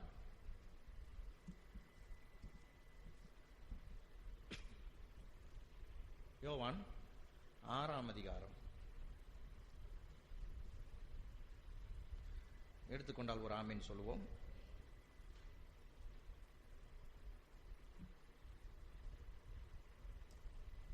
இயேசு, இது ஒரு பெரிய இடம் பாருங்க. இந்த இடத்துல இயேசு 5 அப்பம் 2 மீன் எடுத்து அற்புதம் செய்வார். ஜனங்கள்லாம் சாப்பிட்டு திருப்தி ஆவாங்க. அதுக்கப்புறம் இயேசு கூடவே போலாம், இயேசு கூடவே போனா நமக்கு சாப்பாடு கிடைக்கும்னு இயேசு பின்னாடியே வராங்க. அப்ப இயேசுவே சொல்றார், நீங்க இந்த மாம்ச ஆகாரத்துக்காக என்ன தேடுறீங்க, நித்திய ஜீவனை தருகிற ஆகாரத்துக்காக என்ன நீங்க தேடுங்க அப்படின்னு சொல்றார். இந்த ஜனங்க இயேசுவை கூட இருந்தா அவர் அற்புதமா 5 அப்பத்தை 2 மீன் எடுத்து சாப்பிட வச்சிருவார். இந்த மாதிரி எண்ணத்துல இருந்துட்டாங்க. அவர் நம்மளை சாப்பிட வைப்பார், அவர் பின்னாடியே போலாம் அப்படின்னுட்டாங்க. வசனத்தை கேட்க வந்ததோ விட இந்த மாதிரி எண்ணத்தோட அவர் பின்னாடி போக ஆரம்பிச்சிட்டாங்க. அப்ப இயேசு நிறுத்தி சொல்றார். சொல்லிட்டு அவங்க கிட்ட சொல்றார், நானே ஜீவாப்பம், உங்களுக்காக ஜீவனை கொடுக்க வந்தவர் நான், அப்படின்னு சொன்ன உடனே இந்த ஜனங்களுக்கு இயேசுவை ஏற்றுக்கொள்ள விருப்பம் இல்லை. அந்த ஜீவ அப்பமாகிய என் சரீரத்தை நீங்க சாப்பிடும்போது, ஏன் ரத்தத்தை நீங்க பானம் பண்ணும்போது, இப்படிலாம் சொன்ன உடனே அவங்களுக்குள்ள என்ன ஆயிடுச்சு, இது கடினமான உபதேசம். வெறும் ஜனங்க மாத்திரம் இல்ல, கூட இருந்த சுத்தன சீஷர்கள் கூட நிறைய பேர் போயிட்டாங்க. வெறும் 12 பேர் இல்ல, நிறைய பேர் இருந்தாங்க இயேசு கூட சீஷர்களா. அவங்க கூட போயிட்டாங்க இயேசுவை விட்டு. ஏன்னா இந்த மாதிரி சொல்றாரு, சரீரத்தை சாப்பிட சொல்றாரு, ரத்தத்தை பானம் பண்ண சொல்றாரு. இயேசு சரீரத்தை சாப்பிட சொல்லல, ரத்தத்தை பானம் பண்ண சொல்ல. அதை அவர் சொல்ற விதம் அவர்கள் விளங்கிக் கொள்ளவே இல்லை. பாருங்க, நிறைய விஷயத்தை விளங்கிக் கொள்ளவே இல்லை. ஒன்னும் இல்லை, விதையை குறிச்சு சொல்றாரு. ஒரு விதை முள்ளுல விழுந்தது, ஒரு விதை கற்பாறையில் மேல விழுந்தது, ஒரு விதை வழி அருகே விழுந்தது, ஒரு விதை நல்ல நிலத்தில் விழுந்ததுன்றாரு. கிட்ட வந்து கேக்குறாங்க, இது என்னுடைய அர்த்தம் என்னன்னு. இயேசு சொல்றாரு, இதுவே உங்களுக்கு விளங்கலன்னா வேற எதுவுமே விளங்காதுன்றார். இந்த ஜனங்களுக்கு ஒண்ணுமே புரியல பாருங்க. அந்த அளவுக்கு சின்ன விஷயம், சிம்பிள் விஷயம், ஒண்ணும் இல்ல. தான் மரிக்க போறேன், என்னை அடிப்பாங்க, காரி துப்புவாங்க, என்னை சிலுவையில ஒப்பு கொடுப்பாங்க, என் கன்னத்துல அறைவாங்க, நான் மரித்து 3ஆம் நாள்ல உயிர் பெறுவேன்னு சொல்றாரு. லூக்கால வாசிக்கிறோம் கடைசி பகுதிகளில். அவர் சொல்றாரு, இவங்க அதை உணரவே இல்லையா. ஏதோ அவர் சொல்றத சொல்லட்டும், நம்ம கேட்கறத கேட்கட்டும்னு அது மாதிரி விட்டாங்க பாருங்க. அந்த மாதிரி இருக்குது. நிறைய நேரத்துல பாத்தீங்கன்னா இந்த கூட இருந்த ஆட்கள் விளங்கிக்கவே இல்லை. இயேசு தான் சரீரத்தை சாப்பிட சொல்றாருன்னு நினைச்சுக்கினாங்க. சரீரத்தை சாப்பிட சொல்லல, தாம் சரீரத்துல படப்போற அந்த காயத்தை, அவர் நமக்காக அவர் படப்போகிற அந்த காயத்தை விசுவாசிக்க சொல்றாரு, சாப்பிட சொல்லல. அவர் சொல்றாரு, எப்படி அதை உள்ள ஏற்றுக்கொள்ளுகிறாயோ, ஒரு ஆகாரத்தை எப்படி உள்ள ஏற்றுக்கொள்ளுகிறாயோ, அது போல உனக்காக நாம் பிற்கப்படுக்க போறதை நீ ஏற்றுக்கொள்றாரு. இவங்க வேற மாதிரி புரிஞ்சுக்கிட்டாங்க. ரத்தத்தை பானம் பண்ணுனாரு, இவங்க நினைச்சிட்டாங்க எழுத்தின்படியே ரத்தத்தை குடிக்க சொல்றாரு நினைச்சிட்டாங்க. ரத்தத்தை குடிக்க சொல்ல, யாரும் அப்படி சொல்ல மாட்டாங்க. அவர் சொல்றாரு நினைச்சுக்கினாங்க. இயேசு அப்படி சொல்லல. ரத்தத்தில் உண்டாயிருக்கிற அந்த மன்னிப்பை ஏற்றுக்கொள்ள சொல்றார்.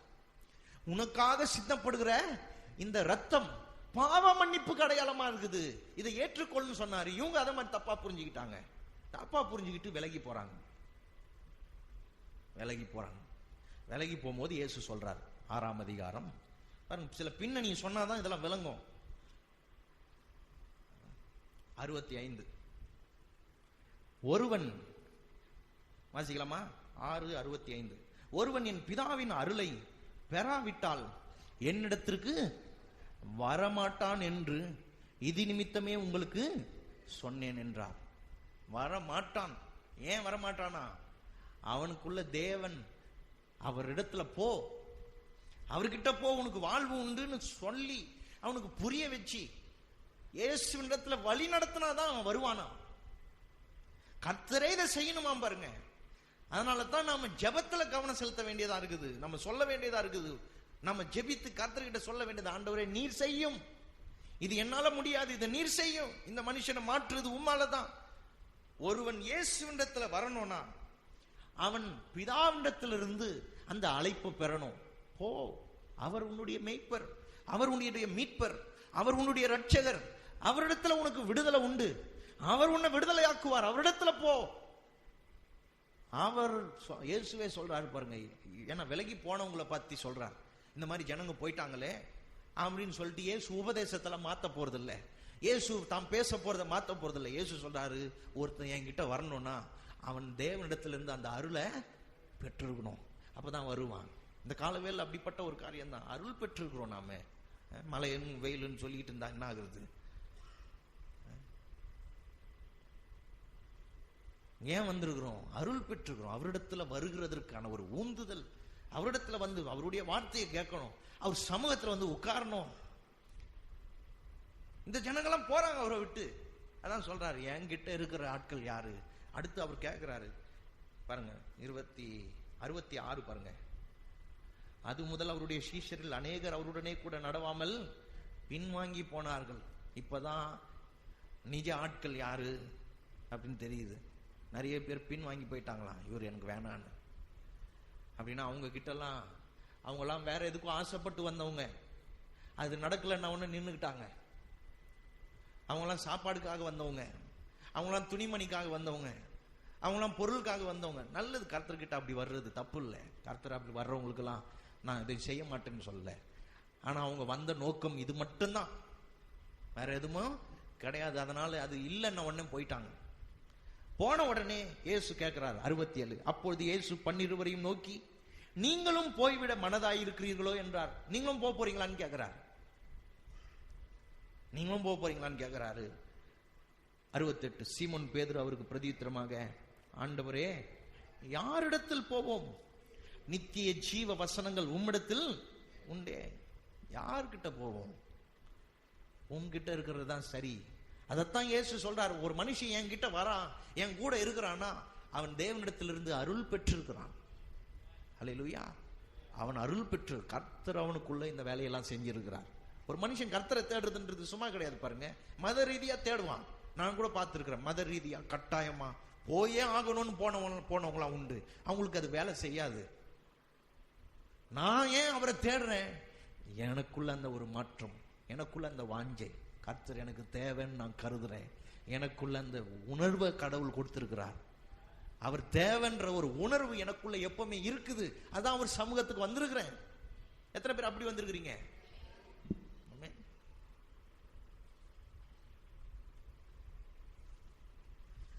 யோவான் 15 வாங்க.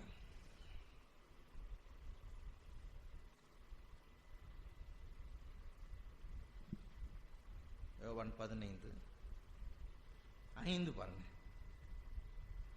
நானே திராட்சை செடி.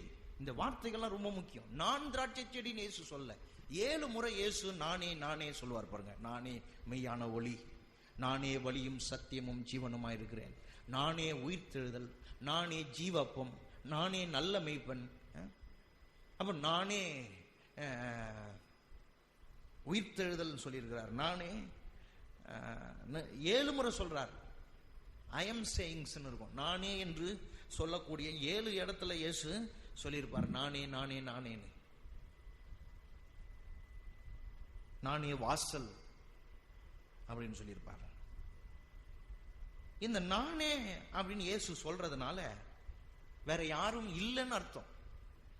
நான் சொல்லியிருந்தா இதுக்கு முன்னாடி இருந்தவங்களும் அந்த லிஸ்ட்ல வந்துடுறாங்க.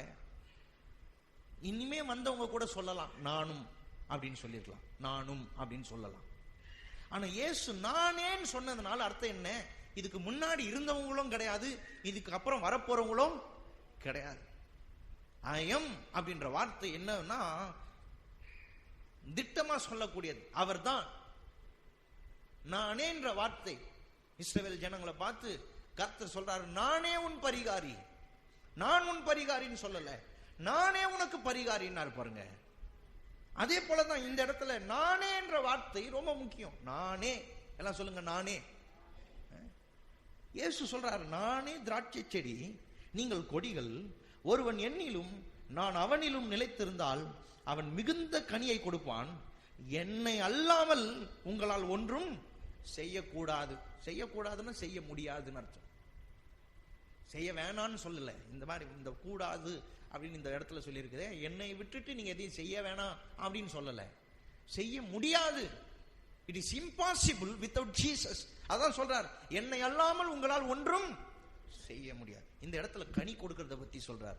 கனி கொடுக்கிறதுனா, கனின்ற வார்த்தை வேதத்துல நல்ல விஷயங்களை குறிக்கிறது, நல்ல குணத்தை குறிக்கிறது, நற்குணத்தை குறிக்கிறது. கனி என்பது நமக்குள்ள மற்றவர்கள் நமக்குள்ள இருந்து எடுத்து ருசி பார்க்கிறது குறிக்கிறது. கனி என்பது ருசி பார்க்கிற விஷயம், டேஸ்ட் பண்றது விஷயம், நல்ல விஷயம் அது. அதான் இயேசு சொல்றார், நீங்கள் என்னிலே நிலைத்திருந்தால், ஏன் கூட நீங்க இருந்தா, ஏன் கூட உங்களுக்கு ரிலேஷன்ஷிப் இருந்தா, உங்களுக்குள்ள கனிகள் உண்டாகும். அதான் சொல்றார், மாற்றம் பெறுவீர்கள், நல்ல வாழ்க்கை உங்களுக்குள்ள உருவாகும். என்னை அல்லாமல் உங்களால் ஒன்றும் செய்ய முடியாது. என்னை அல்லாமல் உங்களால் முடியாதுன்றார். இது இன்னைக்கு நம்ம எல்லாருக்கும் தெரியணும். இயேசு இல்லாம என்னால கனி கொடுக்க முடியாது. இயேசு இல்லாம நான் கனி கொடுக்க முடியாது. இயேசு இல்லாம நான் பரிசுத்தமா வாழ முடியாது. இயேசு இல்லாம நான் என்னை சுத்தமா வச்சிருக்க முடியாது. இயேசு இல்லாம நான் நீதியா வாழ முடியாது. இயேசு இல்லாம என்னால நியாயமா வாழ முடியாது. அவராலே அல்லாமல் என்னால் ஒன்றும் செய்ய முடியாது. எத்தனை பேர் உங்களால் அப்படி சொல்ல முடியும்? சொல்லுங்க என் கூட சேர்ந்து, இயேசுவே உம்மாலே அல்லாமல் என்னால் ஒன்று செய்ய முடியாது. அதனாலதான் பவுல் இப்படி சொல்றார், என்னை பலப்படுத்துகிற கிறிஸ்துவினாலே எல்லாவற்றையும் செய்ய முடியும் என்றார். அப்படின்னா அந்த வார்த்தைகள் எடுத்துருங்க, எல்லாம் என்னால செய்ய முடியும் அப்படின்னு சொல்றாரே, அந்த கிறிஸ்துவை எடுத்துருங்க, என்னால செய்ய முடியாது. இயேசு சொன்னதுதான் பவுல் சொல்றார், இயேசு இல்லாம என்னால் ஒன்னும் செய்ய முடியாது. அதனால இந்த நான் எதை உங்களுக்கு வலியுறுத்தி இருக்கிறேன்றதை கவனிக்கிட்டே வாங்க. அவர் மாத்திரம்தான் அதை செய்ய முடியும். அவர் இல்லாம நடக்காது. அவர் இல்லாம ஒரு மனுஷன் மாற முடியாது. இன்னொரு வசனத்தை வாசிப்போம். இது இந்த காரியங்கள் எல்லாம் ஒரு காரியத்தை நமக்குள்ள வலியுறுத்துகிறது, ஒரு காரியத்தை முக்கியப்படுத்துது. இந்த நாம வாசித்த 7 வசனங்களும் ஒரு காரியத்தை சொல்லுது. தேவனே அப்படின்ற வார்த்தை, தேவனே நன்மையான எந்த ஈவும், அது எந்த விஷயமா இருக்கட்டும் அப்படின்னு சொல்லுது. அதுக்கப்புறம் பார்த்தோம், பரலோகத்திலிருந்து ஒருவனுக்கு கொடுக்கப்பட்டால் ஒழிய பரலோகம் இப்படிப்பட்ட ஒரு வாய்ப்பை கொடுக்கலன்னா இதெல்லாம் நடக்காது அப்படின்றார். யோவான் 3 அதிகாரத்தில் பார்த்தோம். அதுக்கப்புறம் ஆரோனுக்கு தேவன் இந்த ஊழியத்தை தரலனா இதை தானா ஒரு மனுஷனும் ஏற்படுத்தி கொள்ள முடியாது. அதுக்கப்புறம் 2 கொரிந்தியர்ல வாசித்தோம், 3 அதிகாரம் 5வது வசனத்துல பவுலே சொல்றார், இந்த தகுதி தேவனால் உண்டாயிருக்கிறது, எங்களை தேவனே தகுதி உள்ளவளாக்கி, தேவன் பண்ணாதான் இந்த தகுதி கிடைக்கும் அப்படின்றார். அதுக்கப்புறம் இயேசு சொல்றாரு பாருங்க, பரலோகத்திலிருந்து ஒருவனுக்கு அருளப்பட்டால் ஒழிய என்னிடத்துல வர மாட்டான்.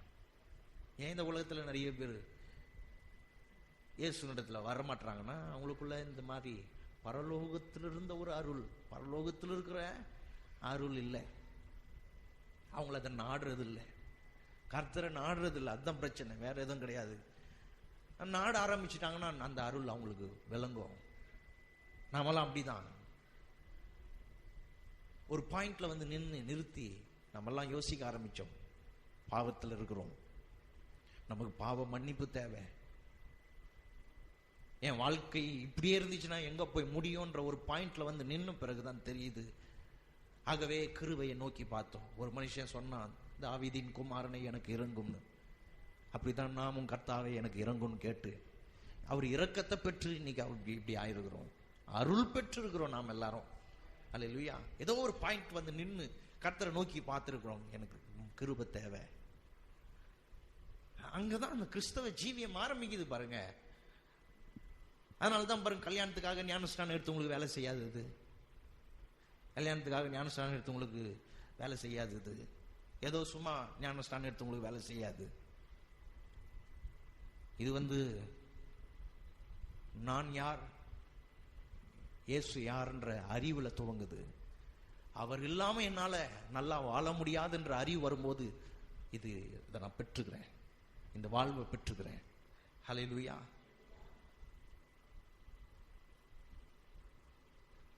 இந்த மாற்றத்துக்கு ரொம்ப முக்கியமான ஒரு காரியம் என்னன்னா, உள்ள நடக்கணும். அந்த வேலை இன்சைட்ல நடக்கணும், உள்ள நடக்கணும். உள்ளன்னு சொல்லும் போது இருதயத்துல நடக்கணும். ஒரு மனுஷனுடைய மாற்றம் உள்ள நடக்குது பாருங்க. அந்த உள்ள நடக்கும் போது அந்த மனுஷன் மெய்யாக மாற்றப்படுகிறான். இருதயத்துல நடக்கணும். அதனாலதான் பாருங்க, சரீரத்துல ஏதோ சில நேரத்தில் பார்த்தீங்கன்னா பிள்ளைகளை அடிச்சு திருத்துறோம், ஏதோ பண்றோம், போகாத நில்லுன்றோம். ஒரு குறிப்பிட்ட வயசுக்கு அப்புறம் அது கூட செய்ய முடியலையே, போகாத நில்லு அடிச்சு பார்த்தா கூட வாங்கிக்கிறானே, எவ்வளவு சொன்னாலும் கேட்க மாட்டாங்களே. அப்படின்னா அதுக்கப்புறம் வேலை செய்ய மாட்டுதே. சரீர பிரகாரமா நம்ம டீல் பண்ண பார்க்கிறோமே, வேலை செய்ய மாட்டுதே. ஏன்னா மாற்றங்கள் உள்ள நடக்கணும், ஒரு மனுஷனுக்குள்ள நடக்கணும் பாருங்க. உள்ள நடக்குதுன்னா அது உண்மையான மாற்றம். உள்ள வேலை நடக்கணும், இருதயத்துல நடக்கணும் அந்த வேலை. இளைய குமாரனை குறித்து நாம படிச்சிருக்கிறோம், லூக்கா 15ஆம் அதிகாரம். புத்தி தெளிந்து திரும்பி வந்தான்னு இருக்குது. புத்தி தெளிந்து உள்ள ஒரு வேலை நடந்து வெளியில வரான், வீட்டுக்கு வரான் திரும்பி. உள்ள வேலை நடக்கணும். பக்கத்துல பார்த்து சொல்லுங்க, உள்ள வேலை நடக்கணும். கோயிலில் வரும்போது உள்ள வேலை நடக்குது,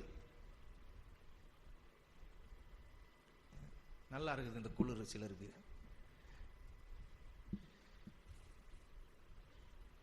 வெயில் அடித்தாலும் தூங்குறது, குளிர் இருந்தாலும் தூங்குறது, என்ன சொல்றது, ஒன்றும் பண்ண முடியாது. நான் என் வேலையை செய்கிறேன், நீ உன் வேலையை செய்யன்னு சொல்லி செஞ்சுன்னுக்குறாங்க. அதனால் நம்ம ஒன்றும் பண்ண முடியல. கவனிங்க, உள்ள வேலை நடக்கணும். வேலை நடக்குதுன்னா தான் மாற முடியும், வெளியில கிடையாது. இப்போ 2 மணி நேரம் இங்கே உட்காந்துட்டதுனால மாறிடுறது இல்லை, உள்ள மாற்றம் வேணும். ஏன்னா ஒரு மனுஷன் உள்ள இருக்கிறான், நிஜ மனுஷன் உள்ள இருக்கான், ரியல் மேன் உள்ள இருக்கான். அதனால சரீரத்தில் கொஞ்ச நேரம் ஏதோ அடக்கிடுறதுனால மாறிடுறது இல்லை, உள்ள ஒரு அடக்கம், உள்ள ஒரு மாற்றம் வரும்போது.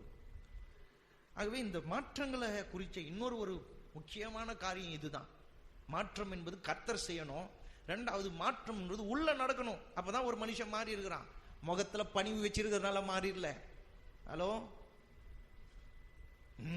உரும் அவ்வளவுதான். நாய் கூட நல்லா தான் இருக்கும், அப்புறம் போக போக அது வெறி பிடிக்கும் போது ஒரு மாதிரி காட்டும், மிருகம் மாதிரி ஆயிடும், நல்லா இருக்கும், அப்புறம் மாறும். அப்படி இல்லை, மாற்றம் உள்ள ஏற்படுது. அதான் சொல்றாங்க, அகத்தின் அழகு அந்த அழகு முகத்துல தெரியணும். அந்த மாற்றம் தான் நம்முடைய வாழ்க்கையில வெளிப்படணும். ஏதோ சரீரத்துல நாம முயற்சிக்கிற மாற்றம் இல்லை. பாருங்க, சரீரத்துல ஏதோ நம்ம ஒரு வேஷம் போடுறது இல்லை. மாற்றம் என்பது நாம ஏதோ ஒரு வேஷத்தை போட்டு இங்க வந்து நின்று நான் மாறி இருக்கிறேன்னு காட்டுறது இல்லை. உண்மையிலே உள்ள நடக்குது. அல்லேலூயா, உள்ள நடக்குது. ஏதோ எப்படியே இருந்துட்டு கோயிலுக்கு வரும்போது நல்லா அடக்கமா சுத்தமா ஏதோ சென்டர்ல அடிச்சுக்கிட்டு நல்லா டீசெண்டா வர்றது, அந்த மாற்றத்தை பத்தி நான் பேசல.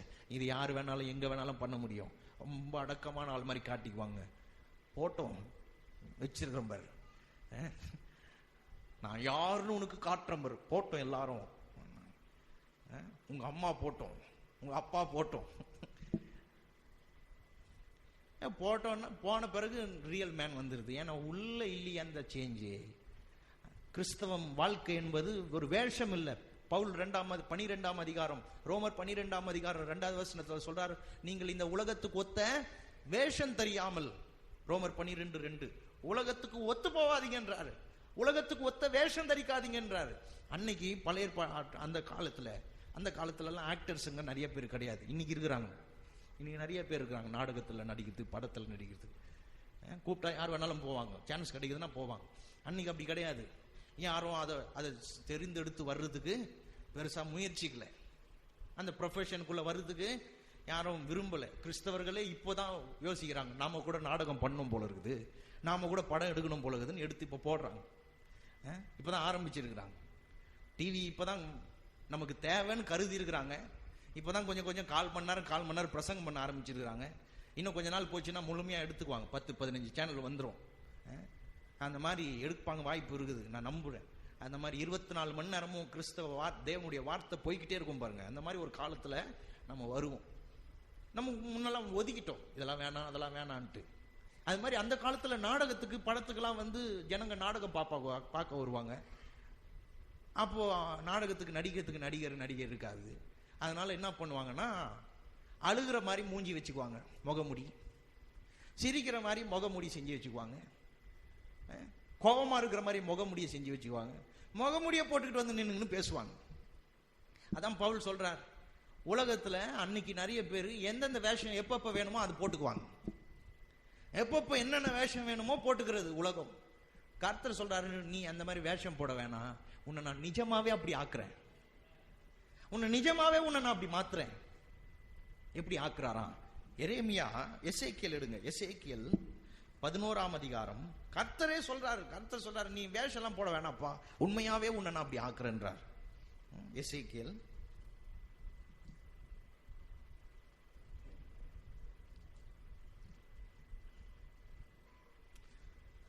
11ஆம் அதிகாரம், எசேக்கியல் 11ஆம் அதிகாரம் எடுத்துக்கொள்ளுங்க. எல்லாரும் எடுத்துக்கிட்டீங்கன்னா ஒரு ஆமேன்னு சொல்லுங்க. எசேக்கியல் 11ஆம் அதிகாரம் 19வது வசனம். அவர்கள் கர்த்தர் இஸ்ரவேல் ஜனங்களை பத்தி சொல்றார். அவர்கள் என் கட்டளைகளின்படி நடந்து என் நியாயங்களை கைக்கொண்டு அவைகளின்படி செய்ய நான் அவர்களுக்கு ஏக இருதயத்தை தந்து அவர்கள் உள்ளத்தில் புதிய ஆவியை கொடுத்து கல்லான இருதயத்தை அவர்கள் மாம்சத்திலிருந்து எடுத்து போட்டு சதையான இருதயத்தை அவர்களுக்கு. கர்த்தர் சொல்றாரு, என் வார்த்தைகளின்படி நடக்க, என் வசனத்தின்படி நடக்க அவர்களுக்கு நான் இருதயத்தை தருவேன். என்ன மாதிரி இருதயத்தை தருவாராம்? கல்லான மன கடினமா இருக்கிற அந்த இருதயத்தை எடுத்து போட்டு சதையான இருதயத்தை தருவாராம். கர்த்தர் சொல்றாரு, நான் மாத்திரம் உங்களை இதை செய் அதை செய்யன்னு சொன்னா செய்ய மாட்டான். கர்த்தர் சொல்றாரு, இதை செய்யாதது காரணம் என்ன? உள்ள மன கடினம் பிடிச்சிருக்குது, நான் செய்ய மாட்டேன்னு கடினமா இருக்குது. இந்த மாதிரி கடினமான இருதயத்தை நான் எடுக்கிறேன்றார். நான் இருதயத்தை எடுத்து சதையான இருதயத்தை நான் அவங்களுக்கு தரேன்றார். இந்த வார்த்தைகளை கவனிங்களேன். அருளுவேன்னு சொல்றார். அருளுவேன்னா அந்த இரக்கம், அவன் மேல கோபப்பட்டு அப்படி செய்யறது இல்லை. அவன் மேல நான் வச்சிருக்கிற பாசம், அவனுக்கு நான் அவனுடைய கல்லான இருதயத்தை எடுத்து சதையான இருதயத்தை நான் செய்யறேன், நான் அருள்றேன், அது ஏன் வேலை அப்படின்றார்.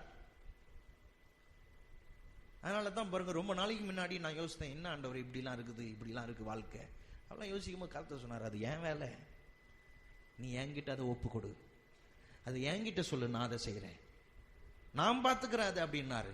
அப்புறம் தான் புரிஞ்சிச்சு, கர்த்தருடைய வேலை இது. ஒரு மனுஷனை மாத்துறது கர்த்தருடைய வேலை, ஒரு மனுஷனை சரி பண்றது கர்த்தருடைய வேலை, ஒரு மனுஷனை நல்லவனாக்குறது கர்த்தருடைய வேலை. நாம பண்ண முடியாது. ஐஸ் வச்செல்லாம் வேலைக்காகாது.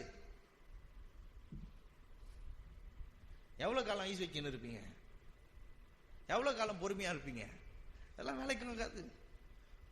கர்த்தர் செய்கிறதற்கு நாம் என்ன செய்யணும்? கர்த்தாவே நீர் செய்யும், இதை நான் செய்யக்கூடாது, இதை நீர் செய்யும், நான் செய்ய முடியாது, இது நான் செய்ய முடியாம இருக்கிறேன், இதை உம்மால முடியும், நீர் செய்யும். நீர் கல்லான இருதயத்தை எடுத்து சதையான இருதயத்தை தருகிறவராமே, நீர் செய்யும். ஹல்லேலூயா. கர்த்தர் செய்றாராம் பாருங்க. 20வது வசனம், அவர்கள் என் ஜனமா இருப்பார்கள், நான் அவர்கள் தேவனாய் இருப்பேன். நான் அவங்க பாவத்துல வாழ்ந்துட்டு இருக்கிறாங்க, அவங்க கர்த்தருடைய கோபத்துல வாழ்ந்துட்டு இருக்கிறாங்க. கர்த்தர் சொல்றார், இந்த ஜனங்கள் மேல இருக்கிற அந்த கல்லான இருதயத்தை எடுத்து சதையான இருதயத்தை வச்சு அவர்களை நான் என் ஜனம் ஆக்கிக்குவேன், நான் பண்ணுவேன்றார்.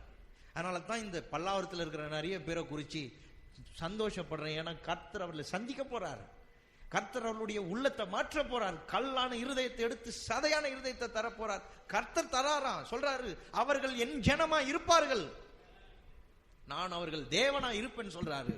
கர்த்தர் சொல்றாரு, நான் பார்த்துக்குவேன். அதை கர்த்தர் பொறுப்புல கொடுக்கணும், அவ்வளவுதான். கர்த்தர்கிட்ட ஒப்பு கொடுக்கணும். கர்த்தாவை இதை நீர் செய்யும், கமிட் பண்ணணும். நீர் தாண்டவர் இதை செய்கிறவர். ஹல்லேலூயா. 1 ராஜாக்கள் 8ஆம் அதிகாரம்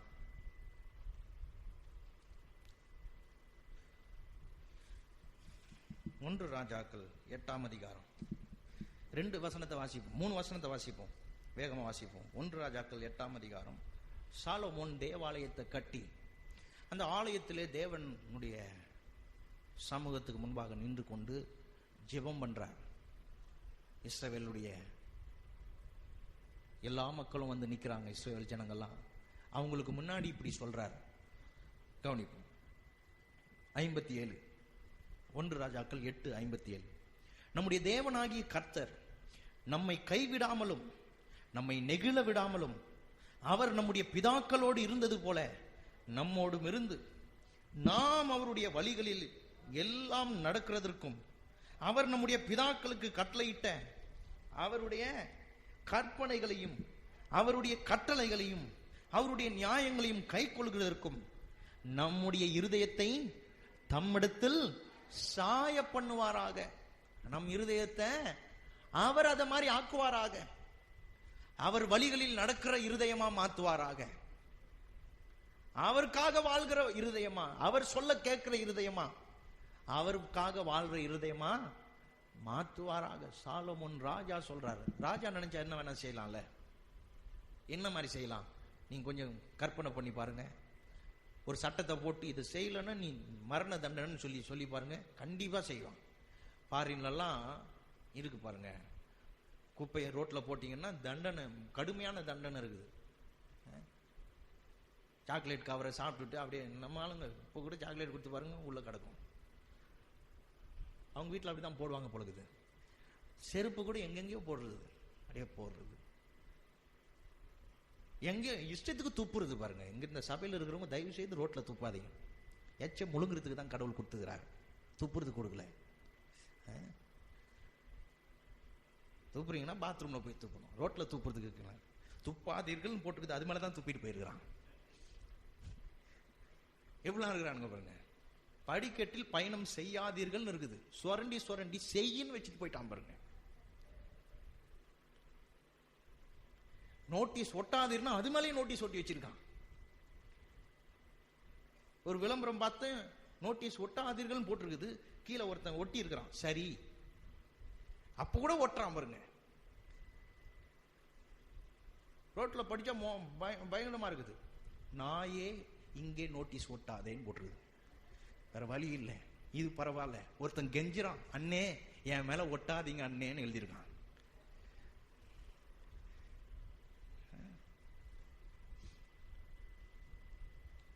கட்டளை போட்டு ஃபைனை போட்டு பண்ணி பாருங்க, பயந்து பயந்து தான் செய்வான், இருதயத்தில் இருக்காது.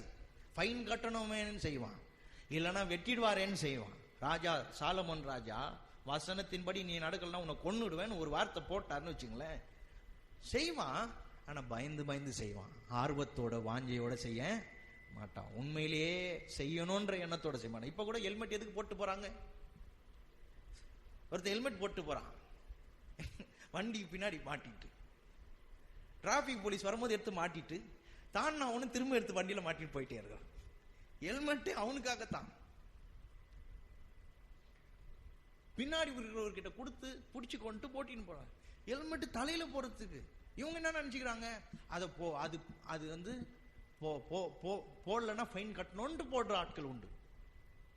பயந்து செய்கிறார்களே தவிர நன்மை உண்டு அதுல நான் மரியாதை செலுத்துறேன், நான் தேசத்தை மதிக்கிறேன், அதுக்காகத்தான் இதெல்லாம் செய்யறேன். இப்ப கூட நம்ம சொல்றோம், ஏன் நேரத்துக்கு வாங்க, மரியாதையை காட்டுறது. நீங்க நேரத்துக்கு வர்றதுனால ஒண்ணும் இல்லை, பயந்து வரக்கூடாது, பயந்து வர்றது இல்லை. இப்ப மலையில கூட சில பேர் நேரத்துல வந்து உட்கார்ந்துக்கிறீங்க, ஏன் பயந்து வர்றது இல்லை பாருங்க. இது மரியாதை, கடவுள் மேல இருக்கிற மரியாதை, கடவுள் மேல. வேலைக்கு கூட ஏன் தெரியுமா நிறைய பேர் டைமுக்கு போறாங்க, சம்பளத்தை கட் பண்றான், சொல்லி வச்சுக்கிறான், வர லேட்டா வந்தா 100 ரூபாய் ஃபைன், 100 ரூபாய் போயிடுமேன்னு போற ஆட்கள் உண்டு. நல்ல வேலை கர்த்தர் அந்த மாதிரி வைக்கல. ஒரு சபையில வாசல்ல இருக்குமா பாருங்க, லேட்டா வந்தா உனக்கு சாபம்னு பயந்துனே வந்துருவான் பாருங்க. நான் கேள்விப்பட்டேன், ஒரு சபையில லேட்டா வந்தா கேட்டை போட்டுருவாங்களாம், அப்படியே போக வேண்டியதானா. இந்த மாதிரி பயம்புறுத்தி வர வைக்கிறது இல்ல, உள்ளத்துல அந்த இருதயம் இருந்துச்சுன்னா கண்டிப்பா வரும். அதான் தாவீது சொல்றாரு, என்னால முடிஞ்சா கத்தி எடுத்து கண்ணு முன்ன காட்டி நீ இதுக்கு கீழ்ப்படியலன்னா நான் வெட்டிடுவேன்னு சொல்ல முடியும். ஆனா அப்படி செய்யறத கர்த்தர் விரும்பல. கர்த்தர் சொல்றாரு, கர்த்தர் எப்படிப்பட்டவர், நம் இருதயத்தை மாற்றார். ஹல்லேலூயா. உள்ளத்தை மாற்றார். உள்ளம் மாறும்போது வாழ்க்கை மாறும், உள்ளம் மாறும்போது செயல் மாறும். கல்லான இருதயம் மாறும்போது சதையான இருதயம் மாறும், வாழ்க்கை நல்லா மாறும். ஹல்லேலூயா. எத்தனை பேர் கேக்குறீங்க? இன்னும் 2 வசனம். மத்தேயு 19ஆம் அதிகாரம்.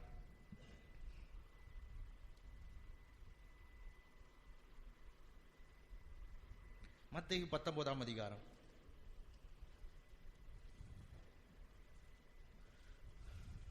தண்ணி வாங்க.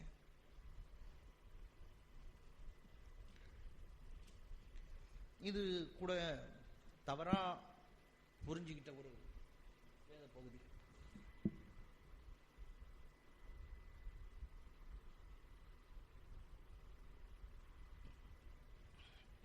மத்தேயு 19. இது பெரிய பகுதி, சுருக்கமாக சொல்லிடுறேன். ஒரு வாலிபன் இயேசு கிட்ட வந்து, ஒரு பணக்காரன் இயேசு கிட்ட வந்து கேட்பான், நித்தியத்துக்கு போறதுக்கு, தேவனுடைய ராஜ்யத்தில் பிரவேசிக்கிறதுக்கு நான் என்ன பண்ணணும்? இயேசு சொல்வாரு, ஏன்னா இவன் வந்து பழைய பாட்டுக்காரன், அதனால இயேசு அவனை அறிந்து சொல்லுவாரு, இந்த நியாயப்பிரமாணத்தை பின்பற்று பரலோகத்துக்கு போயிடலான்னு. அவன் சொல்லுவான், சின்ன வயசுல இருந்து பின்பற்றுறேன். இயேசு சொல்லுவாரு, இல்ல உங்ககிட்ட இன்னொரு பிரச்சனை இருக்கு, அது என்ன? உன் சொத்தெல்லாம் வித்து, உன் பணத்தெல்லாம் வித்து ஏழைகளுக்கு கொடுத்துருன்றார். இவன் கஷ்டப்பட்டு போவான். இயேசு அவன்கிட்ட சொல்றாரு, நான் எல்லாத்தையும் பின்பற்றணும்னு சொன்னானே, அவன்கிட்ட சொல்றாரு, நீ எல்லாத்தையும் பின்பற்றலப்பா, உங்ககிட்ட இன்னொரு குறை இருக்குது, சொத்தெல்லாம் வித்து கொடுக்க சொல்ல. அவன்கிட்ட சொல்லி காட்டுறாரு, இச்சையா அது இருப்பாயாகன்றதை இன்னும் நீ நிறைவேற்றவே இல்லை. இச்சை இருக்குது பாரு, உன்னால வித்து கொடுக்க முடியல பாரு. ஏன்னா இவன் என்ன நினைச்சான், நான் என்ன செய்யணும்னா, இயேசு சொல்றாரு, நீ செஞ்சு பரலோகத்துக்கு வர்றதில்ல, நான் உனக்காக எல்லாம் செஞ்சு பரலோகத்துக்கு கூப்பிடுறேன். அப்படிதான் சத்தியம். ஆனா இவன் போய் இயேசு கிட்ட கேட்கிறான், நான் வர்றதுக்கு நான் என்ன பண்ணணும், இன்னும் நான் டிக்கெட் வாங்குறதுக்கு ரெடின்ற மாதிரி பேசுறான். இயேசு சொல்றாரு, நீ உன் முயற்சியில பரலோகம் வர முடியாது, என்னை அல்லாமல் ஒருவனும் பிதாவினிடத்தில் வரான்.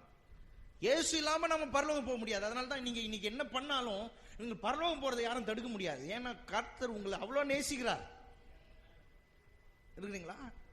உங்களை அவர் அவ்வளவா நேசிக்கிறார். அதனாலதான் தம் சொந்த குமாரனை சிலுவையில மரிக்க ஒப்பு கொடுத்தார். அதனாலதான் அவருடைய அன்பு பெரியது. அதுக்கு ஈடா எதையும் நம்ம செஞ்சிட முடியாது. வேணா நன்றியா வாழலாம். இன்னைக்கு நம்ம வாழ்ற வாழ்க்கை ஏதோ ஈடா செய்யற வாழ்க்கை இல்ல. நீ அவருக்கு என்ன செய்தாய், அவர் உனக்காக இதை செய்தாரு, நீ என்ன செய்தாய், அந்த வாழ்க்கை வாழ கர்த்தர் நம்ம அழைக்கல. அவர் என்ன செய்தாரோ அதுக்கு நன்றியாய் வாழும்படி அழைத்திருக்கிறார். அல்லேலூயா. அதனால தான் வந்து பாடுறோம், அதனால தான் துதிக்கிறோம், அதனால தான் கொடுக்கிறோம். நன்றியை காட்டுறதுக்கு தான். அவர் செய்ததுக்கு ஈடா செய்யறதுக்கு கிடையாது. நான் மை வச்சு அவங்க எனக்கு வைப்பாங்க, அந்த இது இல்லை. இயேசு அந்த மைண்ட் செட்டில் வரல, நான் செஞ்சா எனக்கு ஜனங்க செய்வாங்க.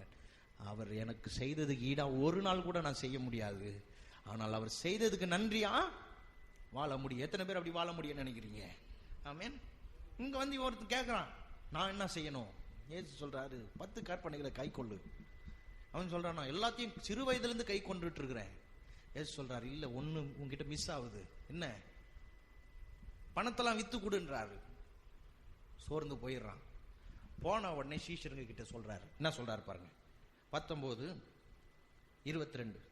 அந்த வாலிபன் மிகுந்த ஆஸ்தி உள்ளவனாய் இருந்தபடியால் இந்த வார்த்தையை கேட்டபோது துக்கம் அடைந்தவனாய் போய்விட்டான். ரொம்ப துக்கத்தோட போயிட்டான். என்னடா இது, சொத்தெல்லாம் வைத்து கொடுக்க சொல்றாரு.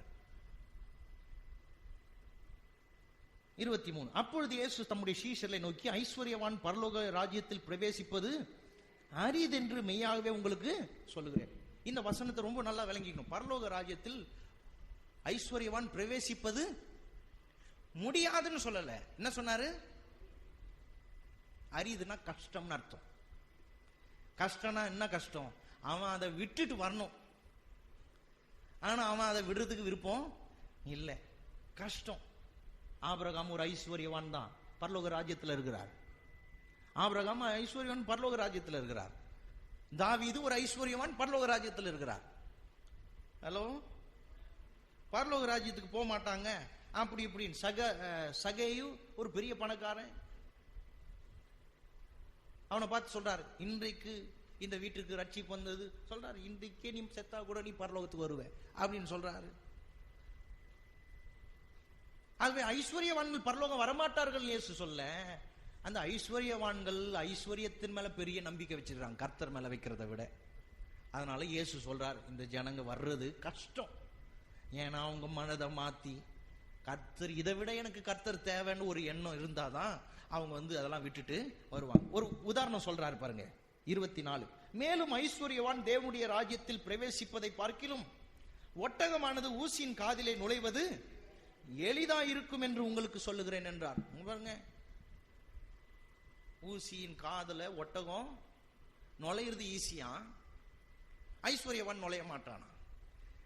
யாருன்னா நுழைய பார்த்துருக்கிறீங்க, நுழைய வச்சிருக்கீங்களா? ஒட்டகத்தை நூலை நுழைய வைக்கிறதுக்கு அவ்வளவு நேரம் ஆகுது, ஊசியை நுழைய வைக்கிறாங்களா? ஏசு இந்த ஊசின்னு சொல்றாரு, ஊசியின் காதுல ஒட்டகம் நுழையிறதுன்ன உடனே அந்த பின்னணியை போய் பார்த்தா தான் புரியும். பாருங்க, நம்மளாம் இங்க பார்க்குக்கு போறோம்ல, குறிப்பிட்ட நேரத்துக்கு அப்புறம் கேட்டை மூடிடுறான். பார்க்கு வெளியில நம்ம வண்டியெல்லாம் விட்டு போறோம். அந்த காலத்துல என்ன பண்ணுவாங்க, பணக்காரங்கெல்லாம் அந்த பார்க்குக்கு போகும்போது ஒட்டகங்களை மேல தங்கள் துணி பனி மூட்டையெல்லாம் கொண்டு வச்சுக்கிட்டு எடுத்துட்டு போவாங்க. அப்படி போகும்போது இந்த ஒட்டகத்துக்காகவே வாசல்களை ஊசி காது மாதிரி பண்ணியிருப்பாங்க. இந்த மாதிரி பண்ணியிருப்பாங்க. நேரா இருக்கும் கதவு, நேரா இருக்கும் வாசல், இப்படி இருக்கும் நீட்டா. இந்த பணக்காரனுக்கு போகும்போது என்ன பண்ணுவானுங்க, நல்ல மூட்டை மூட்டையா கட்டி இப்படி அகலமாக்கி வச்சிருப்பானுங்க. இயேசு சொல்றாரு, ஒட்டகம் மட்டும் தான் போவோம், மூட்டைலாம் வராது. ஒட்டகம் போயிடும், மூட்டைலாம் ஒட்டகத்தை போக விடாம தடுக்குது. மூட்டையை எடுத்துட்டா ஒட்டகம் போயிடும்ன்றார். அதை தான் சொல்றாரு, ஐஸ்வர்யவானே நீ வரணும்னா வர முடியும், உன் பணம் பரலோகத்துக்கு வர போறது இல்லை. இப்படி சொன்னார் பாருங்க. இந்த இதை எடுத்து வச்சுக்கிட்டு என்ன சொல்லிட்டாங்க, ஒட்டகம் நுழையும், நீ நுழைய மாட்ட, இப்படி எல்லாம் பிரசங்கம் பண்ண ஆரம்பிச்சிட்டாங்க. ஒட்டகம் எதுக்கு பரலோகத்துக்கு போக போகுது? ஐஸ்வர்யவான் பணக்காரன் மூட்டை மூட்டையா எடுத்துக்கிட்டு போய் லாட்ஜ் அங்க போய் டென்ட் போட்டு தங்கிடுவாங்க. அது தங்கும் போது மூட்டை மூட்டையா எடுத்துன்னு போறது, மூட்டை உள்ள போக முடியாம தடுத்து நிற்கும் ஒட்டகம். ஏன்னா அது ஊசி காது மாதிரி இருக்கும் கதவு.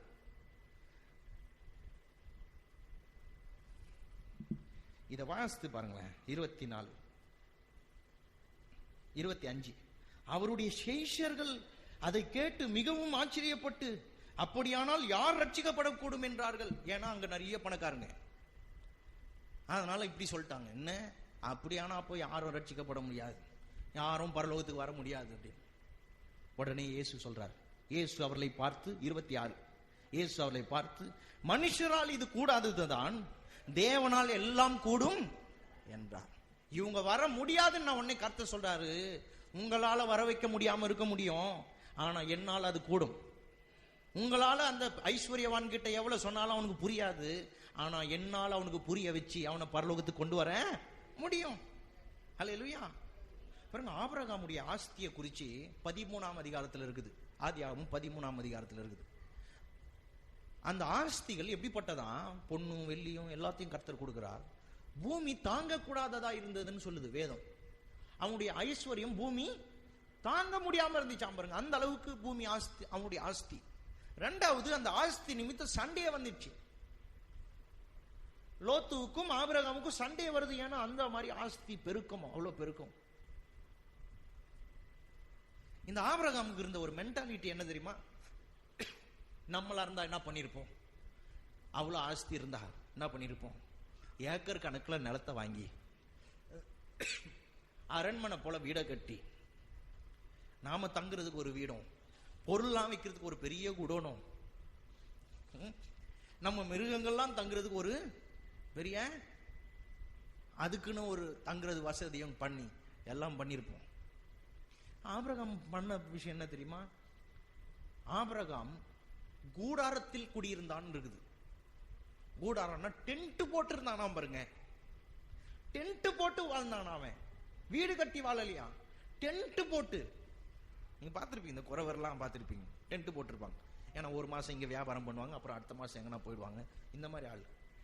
ஆபிரகாமுக்கு கர்த்தர் இங்க தங்குனாரு. இவன் வந்து டென்ட் போட்டு, வீடு கட்டாம டென்ட் போட்டு அது உள்ள உட்கார்ந்து இருக்கிறான். ஏன்னு பார்த்தா புதிய ஏற்பாட்டில் சொல்லப்பட்டிருக்கிறது, என்னைக்கு அவர் கூப்பிட்டாலும் நான் போறதுக்கு ரெடி. நான் டென்ட் போட்டு, நான் வீடு கட்டி இங்க தங்குறதுக்கு இல்ல, டென்ட் போட்டு நான் வருது. ஏன்னா அவன் எண்ணம் ஐஸ்வர்யவான், ஆஸ்தி தாங்க முடியாத ஆஸ்தி.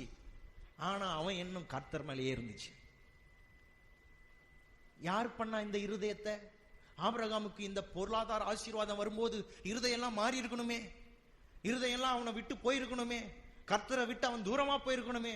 பூமி தாங்க முடியாத ஆஸ்தி ஆச்சே. அவன் வந்து கர்த்தரை ஆராதிக்காம கர்த்தருக்கு விரோதமா வாழ ஆரம்பிச்சிருக்கலாமே, கர்த்தரை விட்டு தூரமா போயிருக்கலாமே, டைம் கிடைக்கும் போது கர்த்தரை நாடி இருக்கலாமே. ஏன் அவன் அப்படி இல்லை?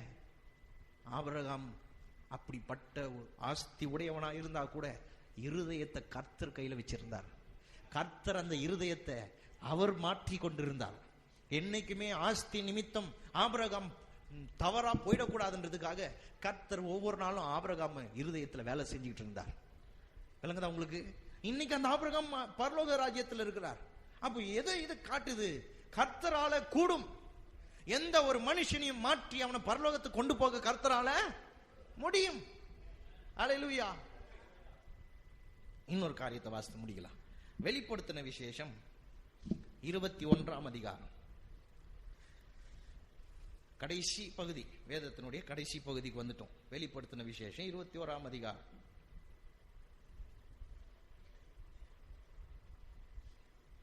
இது அருமையான ஒரு வேத பகுதி.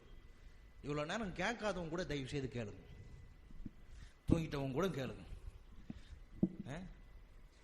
இவ்வளவு நேரம் நான் இதை கவனிக்கலையா, இப்பயாவது கேளுங்க. இந்த மாற்றங்களை கர்த்தர் செய்யறாரு. உள்ளத்துல அது ஆரம்பிக்குது. இன்னொன்னு, இந்த வசனம் எல்லாருக்கும் ரொம்ப ஆறுதலா இருக்கக்கூடிய வசனம் பாருங்க. நிச்சயமா இந்த மாற்றங்கள் வேலை செய்யறாரு, செய்துகிட்டு இருக்கிறாரு, செய்ய போறாரு, செய்து கொண்டே இருப்பார் கர்த்தர். என்ன செஞ்சா இந்த மாற்றம் நடக்கும்? இந்த வேத பகுதி கடைசியா சொல்லப்பட்டிருக்குது. இது இயேசுவின் இரண்டாம் வருகைக்கு அப்புறம் நடக்க போற சம்பவம். இயேசு இரண்டாம் வருகையில என்ன செய்ய போறாரு? புதிய வானத்தை உருவாக்க போறாரு, புதிய பூமியை உண்டாக்க போறாரு. இந்த பாவம் நிறைந்த பூமியை, பாவம் நிறைந்த இந்த உலகத்தை அழிச்சு போட்டு ஒரு புது பூமி, புது வானத்தை உருவாக்க போறாரு. அதுதான் இந்த துவக்கம். 1ஆம் அதிகாரம் 21ஆம் அதிகாரம் 1வது வசனத்திலிருந்து பாத்தீங்கன்னா அப்படிதான் சொல்லப்பட்டிருக்குது. புது வானம், புது பூமி உருவாகி நாம எல்லாம் கர்த்தரோடு கூட வாழ போறோம் அப்படின்னு சொல்லியிருக்குது. 5 பாருங்க, 5வது வசனம். சிங்காசனத்தின் மேல் வீற்றிருந்தவர், கவனிங்க, ரொம்ப ஒவ்வொரு வார்த்தையும் கவனிங்க. சிங்காசனத்தின் மேல் வீற்றிருந்தவர், இதோ நான் சகலத்தையும் புதிதாக்குகிறேன் என்றார்.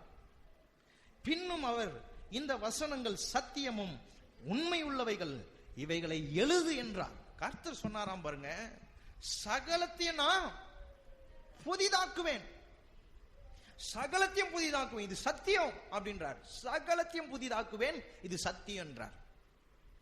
சகலத்தையும் புதிதாக்கிடுவேன், என்னால சகலத்தையும் மாற்ற முடியும், சகலத்தையும் புதிதாக்குவேன். கர்த்தர் என்ன சொல்றாரு?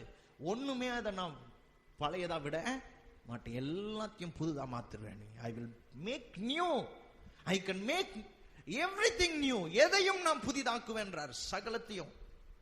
ஆனா ஒண்ணு வச்சுதான் இந்த வேலை நடக்க போகுது, ஒண்ணு வச்சுதான் நடக்க போகுது இந்த புதிதாக்குகிற வேலை. ஒண்ணு வச்சுதான் இந்த புதிதாக்குற வேலையை கர்த்தர் செய்ய போறார். என்ன செய்ய போறார் பாருங்க, 5வது வசனம். நம்ம அந்த ஒண்ணு என்னன்னா, சிங்காசனத்தின் மேல் வீற்றிருந்தவர், சிங்காசனத்தின் மேல் வீற்றிருந்தவர் தான் இதை செய்ய முடியும். சிங்காசனத்தின் மேல் வீற்றிருந்தாதான் அவர் இதை புதிதாக்க முடியும். இன்னைக்கு நம்ம வாழ்க்கையில சிங்காசனம் எது? நம்ம இருதயம். அவரை சிங்காசனத்தை, அவர் உட்கார வேண்டிய சிங்காசனத்தை அவருக்கு கொடுத்து பாருங்க, அவர் புதிதாக்குவார். வாஸ்து பார்க்கணும். 5வது, சிங்காசனத்தின் மேல் வீற்றிருந்தவர், இதோ நான் சகலத்தையும் புதிதாக்குகிறேன் என்றார். சகலத்தையும் புதிதாக்குகிறேன் என்றாரே, அவர் எங்க உட்கார்ந்துட்டு சொல்றாரு? சொல்லுங்க, எங்க உட்கார்ந்துட்டு சொல்றாரு? சிங்காசனத்தின் மேல் உட்கார்ந்துட்டு இருந்தவர் சொல்றாரு, சிங்காசனத்துல உட்கார்ந்து இருந்தா நான் எதையும் புதிதாக்குவேன். உங்க வாழ்க்கையின் சிங்காசனம் எது? அதுல கர்த்தருக்கு இடம் கொடுங்க.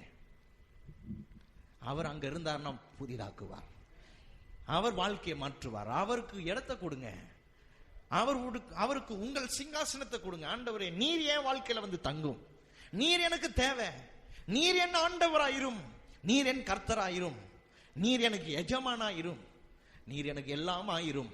சிங்காசனத்தை அவர்கிட்ட கொடுங்க, அவர் சகலத்தையும் புதிதாக்குவார். ஹல்லேலூயா. எழும்பி நிற்போம், நாம் ஜெபிப்போம். ஸ்தோத்திரம் கர்த்தாவே,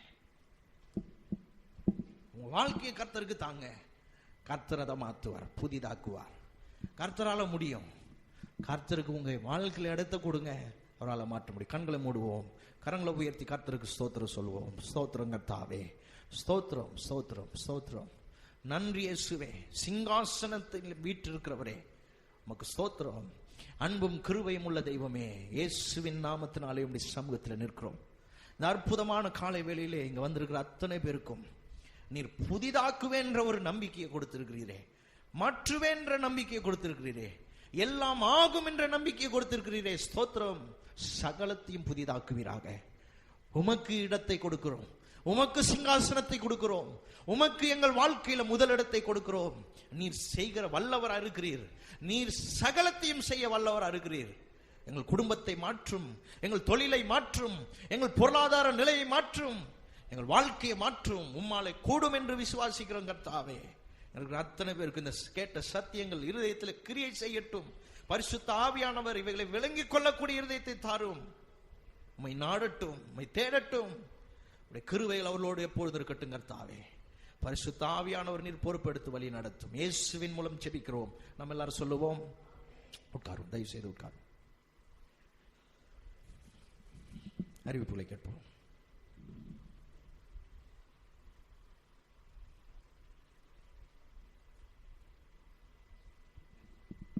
Praise the Lord. சர்ச்சில்